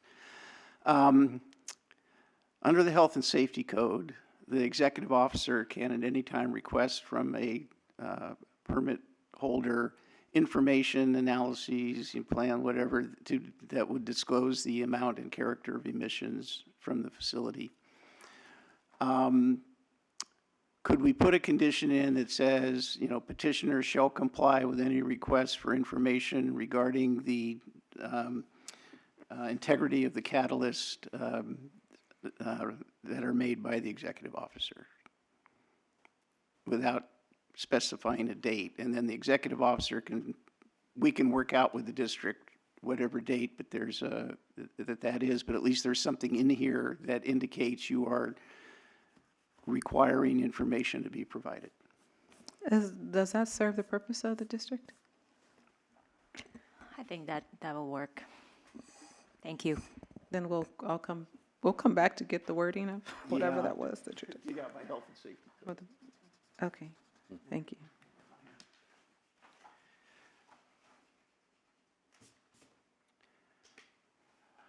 Are you ready? Okay. Senator? We're getting locked in on the dates, and that could be to your disadvantage if you don't meet those dates, which would be established as a deadline. You also mentioned that in failures of this type, sometime to get the parts back would take 3 to 5 weeks or more. Did I hear you correctly? No, that's what my experience has been.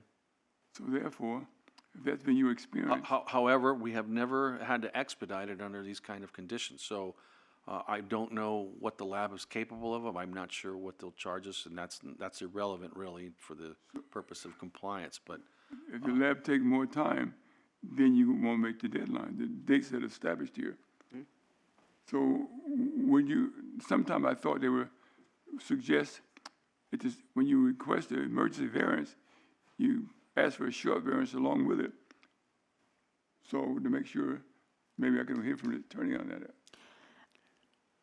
What's happening here is that there are certain requests being made by the district that don't have anything to do with the facility being back in compliance with the actual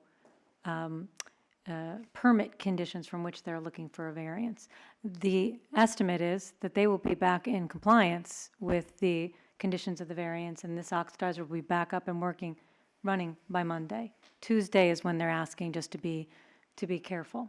The other dates that are in here are things that the district is asking for, so we're trying to fit it within the 30-day time frame under which we can grant an emergency variance, but they don't need a short variance because they'll actually be in compliance with the rules, hopefully by Monday or Tuesday. So then I hear you correctly saying that the part will be examined back in your plant and in operation by Monday,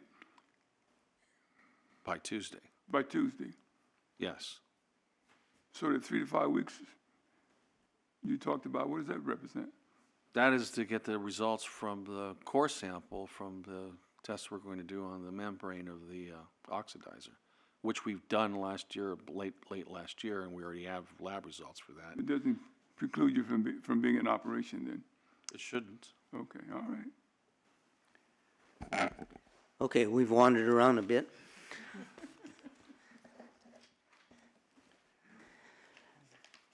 Mr. Coleman, anything further to offer? No, thank you. And Ms. Fernandez, you have any witnesses? No, thank you. Ms. Prusek has. I was wondering if Ms. Fernandez happens to have a witness who might be able to testify as to the availability or feasibility of a portable oxidizer that might be able to be brought in to control the VOC emissions.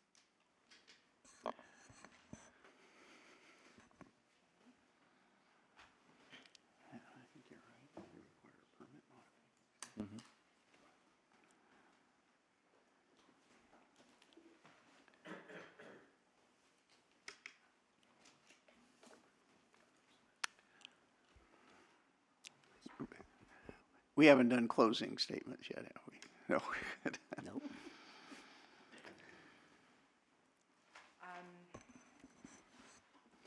We have an engineer from the district, but I'm not certain that she may be able to answer those questions without getting a little bit more, discussing this a little bit more with people who would have information on that. But if you really want to talk to her, I can make her available, but I'm not sure how helpful it would be for you. But I'll leave it up to you. I just have a difficulty with reducing excess emissions to the maximum extent feasible, making that finding, not knowing whether or not there is a feasible option. If the witness can say, these are huge oxidizers, that's a huge undertaking, it's very infeasible, even if it's possible, anything to cast some light, because I know that petitioners saying they haven't looked into it. So for me, that's an open issue. Well, again, just installing it and having to reroute the pipes and the conduit, I think is a massive undertaking. And it's 4 days or what? Just a few days from now? Yeah. It could It's be a week, more than that. I'd have to hire people to get the install done right. Yeah. Okay, well, this is the first time that I'm hearing that there are piping and other things that would need to be installed in order, and being a layperson when it comes to this kind of equipment, that would be helpful to hear. Oh, Okay, I can let me walk them through. Now, the oxidizer that you currently have is connected to a natural gas line as well? Yes, It requires natural gas to get the temperature up to burn off the other VOCs, is that correct? that's right. And also has an electrical connection? That's correct. Do you have do you have any information or belief as to whether you would require permits from the city to do connection of any new equipment with electrical and gas lines? I would assume we would have to. Okay. Do you think, in your experience, with the current oxidizer that you have, the size, how it's located, how it's attached to the ground for structural seismic purposes, things like that. Do you think if a replacement one was available, you could get it in and hooked up and in operation within 4 days?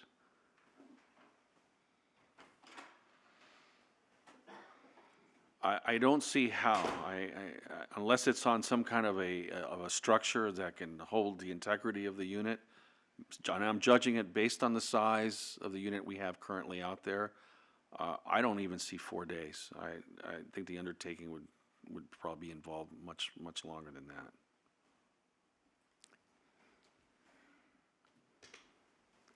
Mr. Chairman, Senator. he's saying he can't meet the timeline with any certainty. That's what I think I hear him saying. Maybe I heard him wrong. My question was more, is there an interim portable option that is feasible to put in place while they're fixing the electrical, for the electrical controller for the permanent oxidizer? And that's what Mr. Besu Yes. is testifying, most likely, given the size of the oxidizer currently being used permanently and the connections that would have to be made, probably could not be done within 4 days. Is that That's your right. testimony? So it's a different situation than the actual permanent fix. And my question is, if you can put the equipment back together and have it operational in 4 days, why should you consider a portable option? Should not even be under I don't think that was brought up by us. Huh? That's what the board was asking. Well, it's not available. It takes longer. That's right. And that is helpful, thank you. Okay. Any other questions by board members? Okay, and I found Mr. my Coleman, code. I found the code section. let's have it. Health and Safety Code, Section 42303. Says, an air pollution control officer at any time may require from an applicant for or the holder of any permit provided for by the regulation of the district board such information, analyses, plans, or specifications which will disclose the nature, extent, quantity, or degree of air contaminants which are or may be discharged by the source for which the permit was issued or applied. And if the executive officer needs or wants that information at any point in time, it can do that. Okay. You have any other witnesses, Mr. Coleman? No, I don't. Ms. Fernandez? No witnesses, thank you. Okay. This is a emergency variance, but I'll ask anyway. Is there any member of the public who wishes to testify in this matter? I see none. Closing, Mr. Coleman. Yes, thank you, Mr. Chairman. We request the board to grant an emergency variance commencing, or I guess continuing or commencing forthwith and continuing through March 7th, 2017. We agree to the conditions that have been proposed by the district as revised by Ms. Fernandez. The testimony has indicated that while the emissions vary on a daily basis, they are below the monthly limits in the permit, which admittedly are very high allowable emissions. So more importantly, they would also be within the monthly emissions allowed under Rule 442 for a facility that's operating without emission controls and emitting VOCs that, and it's not regulated by another Reg 11 rule.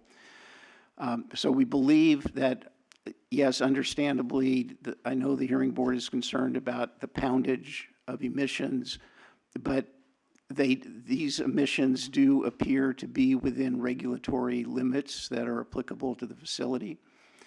And they will only last for another 4 days, 5 days at the outside. The emissions being at issue are VOCs, and they're being regulated for the purpose of ozone formation. And this is a time of year which is not particularly conducive to ozone formation. So this is not the worst time of the year where these type of emissions could be occurring. The company has testified that they have not heard any issues with regard to odors from the emissions or public nuisance. There's been no testimony by the district that they have received any complaints regarding odor nuisances. So in summary, we believe that the fact that these excess emissions are, there is no evidence that they would be causing any type of health hazard or health danger, and are within regulatory limits, even though they are uncontrolled, that, and will be for a very short duration. We believe that the hearing board can find that the harm to the company would not be outweighed by the reduction in emissions.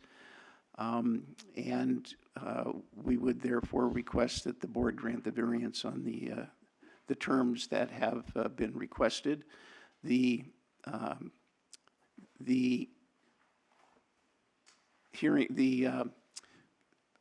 petitioner does, there is testimony that they keep daily records of their VOC usage in the casting machines, and these are then tabulated into monthly records, and these are available to the district at any time that they wish to inspect them.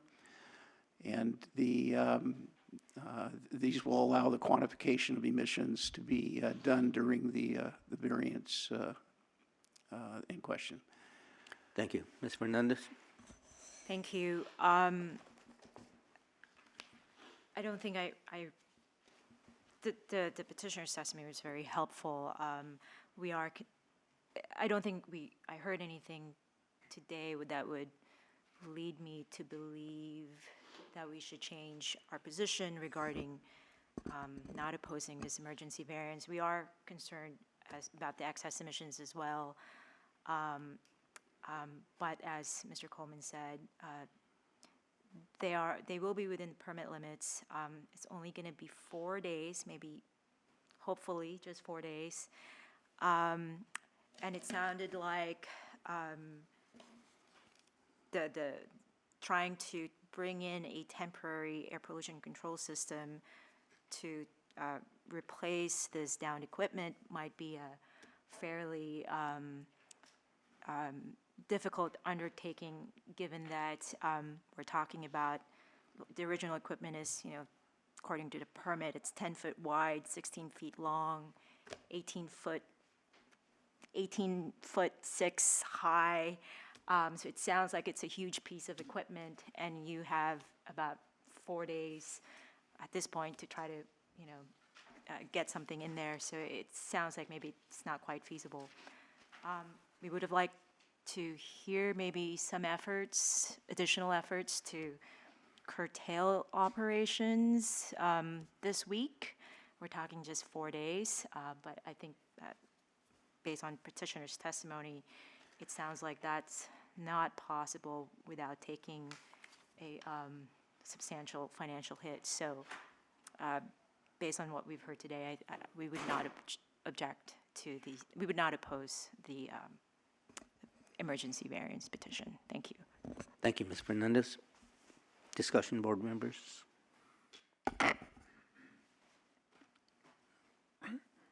Based on the discussion, it seems that March 7th through March 7th, the variance is really cutting it close based on the discussion, and might be optimistic. And so therefore, I would like to suggest to the district that if it's determined at least 24 hours before close of March the 7th, that they would notify the district that they will be unable to meet that date, and give the district a time that they think they can meet, have the full operation. I would suggest that, otherwise you're in the dark. Ms. Prusat? Since we're in deliberations, I would not support a variance that would go beyond March 7th in terms of relief, given the testimony and given the fact that, did we say this? Right, the 7th is the Tuesday, right? Given that seems to be the date that it's going to occur, and given that this is uncontrolled equipment, and any longer than that really changes, for me, changes the balancing, changes whether or not I think that they are reducing excess emissions to the maximum extent feasible by not then considering portable equipment, by not then considering more curtailment, understanding that there was some curtailment because they are no longer building to order and to stock.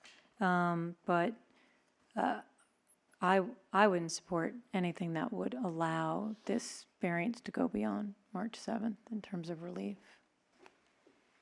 Then further, do you understand the consequences if you don't make the 7th as the deadline? Mr. Coleman is certainly capable of advising his client of I think the that's what I hear. consequences. Other comments on the findings? We have to make the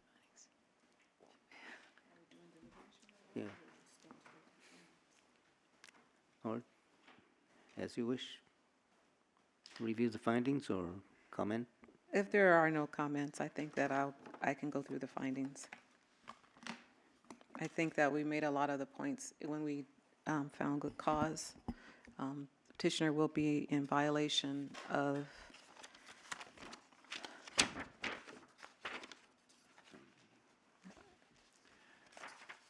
rules that were mentioned on page 4 of the petition, Rule 203.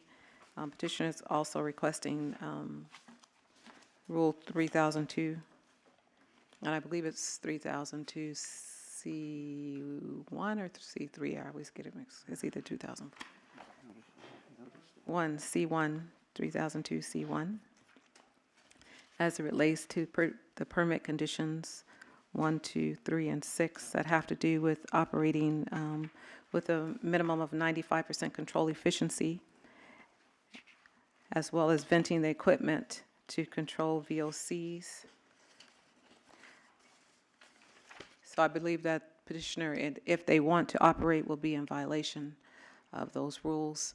I believe that the conditions are beyond their reasonable control for the discussion that we had earlier with with things like weather, and the fact that it's never happened before. I think that we can find that there is that it's beyond their reasonable control, and that would lead to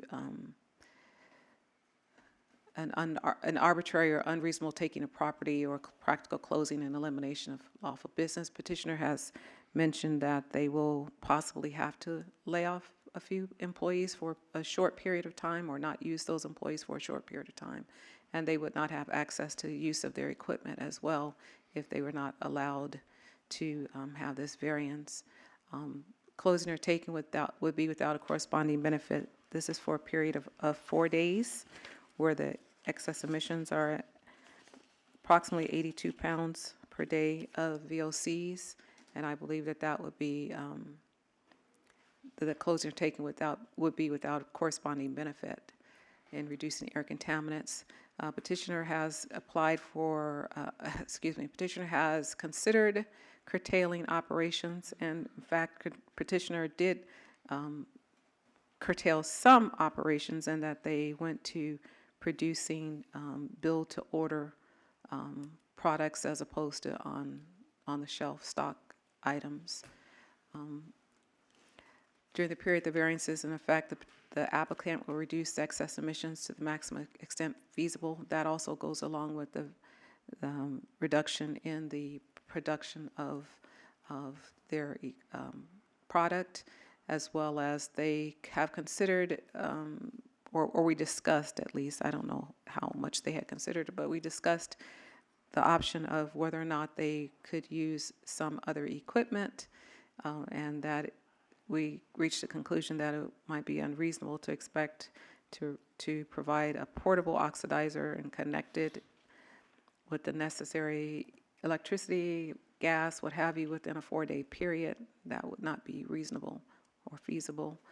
And then while the variance is in effect, the applicant will monitor or quantify emissions. Petitioner currently keeps daily records of VOC usage, and that information would be available to the district upon request. So I think we can make the findings. Other comments on the findings, Ms. Prusek?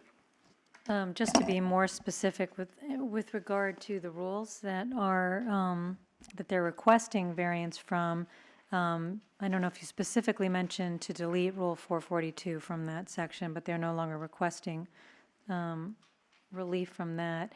And as far as Rule 203 and the permit conditions 1, 2, and 6, those are with regard only to the permit G 4347 for the primary oxidizer. And then they are further requesting variance relief for each of the casting machines, which then require under condition number 3 of each of those 1, 2, 3, 6 permits, that it be connected to the control equipment in full use. And so that is to a properly operating VOC control equipment. And then I just wanted to add that the taking without corresponding benefit and reducing air contaminants. And again, I am concerned that this is an uncontrolled situation for VOCs, but it is the short amount of time which then allows them to be both under their admittedly relatively high monthly cap, but also under the Rule 442 cap. And if it were to go on for any longer, that would not be the case, and I think might change the balance for me. But otherwise, I agree with the findings. But when there is an actual motion and a consideration of the variance conditions, I would just say that to fit all these dates in, even though in his closing, Mr. Coleman asked for March 7th, it would have to go longer with that additional variance condition that requires full compliance by March 7th, but that allows these other provisions to be in. But I would also take out the retention of jurisdiction, because that's taken care of in the term. Anyone else?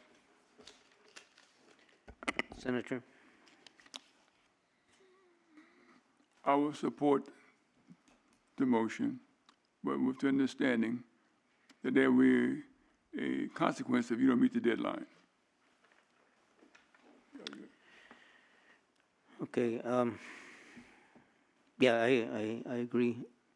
I think that as we think about the corresponding benefit, the requirements to curtail the unreasonable taking of property, I think back to the fact that even without any controls and emitting perhaps a greater amount through increased production, the source would still be within the rules 442 and its permit limits. And as Ms. Prusak indicated, had this request been for a longer period of time, even though the emissions are within permit and Rule 442, I would have looked more carefully at the at the possibility of bringing in a temporary emission control device. Refineries do it. Other sources do it, but they do it for longer periods of time and perhaps for equipment that is smaller than what we're looking at here. Any other comments? Okay. Motion? I'll make a motion. And when I get, just so you know, Ms. Fernandez, when I get to the conditions, we'll have to pin down some of the, there have been a lot of things thrown around, but anyway. In the matter of Johansson Dielectrics, Inc., case number 6010-2, I move that we issue this emergency variance for the facility located at 15191 Bledsoe Street, Sylmar, California, 91342,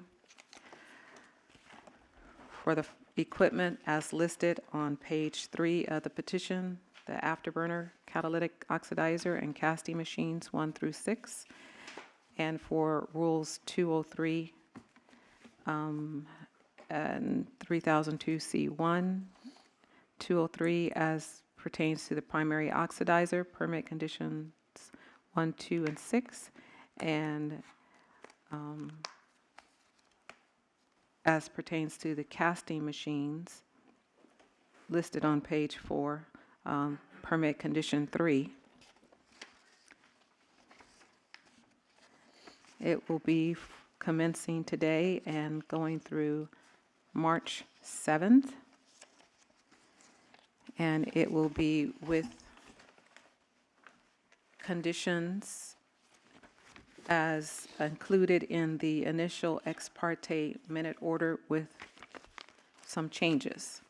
Now, my suggestion for some of the changes have to do with the request to have the air pollution officer requesting information from committees at any given time. And so I was looking at this, and maybe these dates that I was trying to think we needed to pin down initially might not be as critical.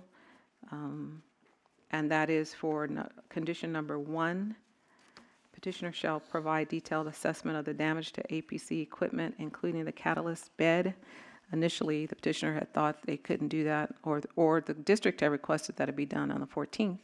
And I'm suggesting that it just say upon request of the district, as well as number 2. I personally thought number 2 could be deleted, but if the district would like to include it, then I would also say that that information will be provided upon request of the district. Number 4,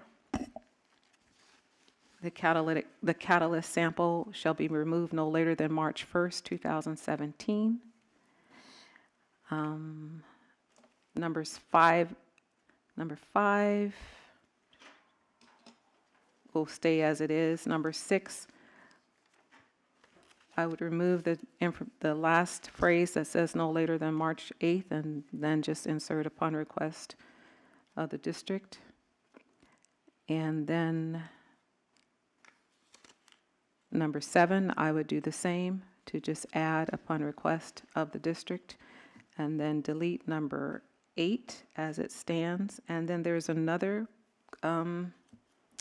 condition that I did not write all the information as it was being tossed around, but it had to do with results and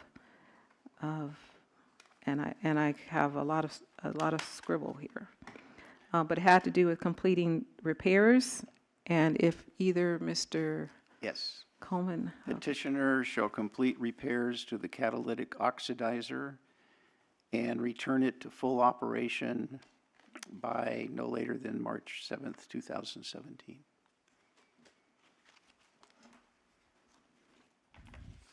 Okay, so petitioner shall complete repairs to the thermal oxidizer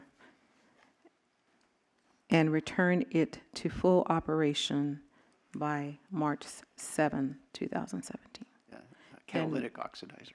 Catalytic oxidizer. I have that down here. I don't know why I didn't read it. But anyway, let's put that I think I would like to make that number, let's see. I think I'll just make it number 1. And because all the rest of these things have to do with reports and testing, and let's just make that number 1 and renumber the others accordingly. So now the condition that was just read would be number 1. What was number 1 would be number 2. What was number 2 would be number 3. What was number 3 will be number 4. What was 4 will be 5. Let's see. And so on. And that is with expected excess emissions of 82 pounds per day, I believe. VOC. Excuse me, 82 pounds of VOCs per day. That completes your motion? That completes my motion. Is there a second? Ms. Brusack? I'm going to second the motion, but I would request a couple of things. First of all, I think we need our standard condition in here with regard to the payment of all outstanding fees, and in particular excess emission fees, or the variance is invalidated under 303K, I think it is. And what would that date be, Madam Clerk? 15th. And then I may suggest that since, Ms. Byrd, there was the inclusion of that now variance condition number 1 with regard to being in full compliance by the March 7th, that the date of the variance go to at least the 14th to include the payment of fees and some of the other milestones in here with regard to the sampling and the testing, even if those dates are not specified. I'll accept that change.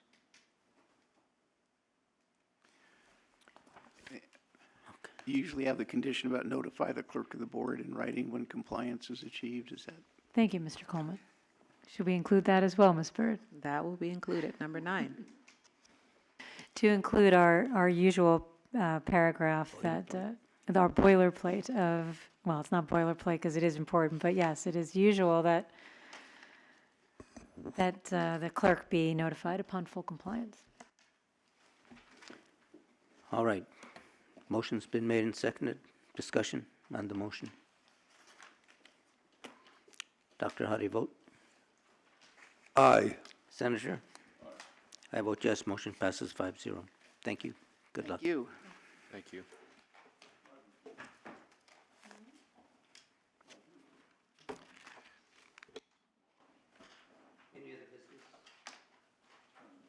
Any other business? If not, we are adjourned. Thank you.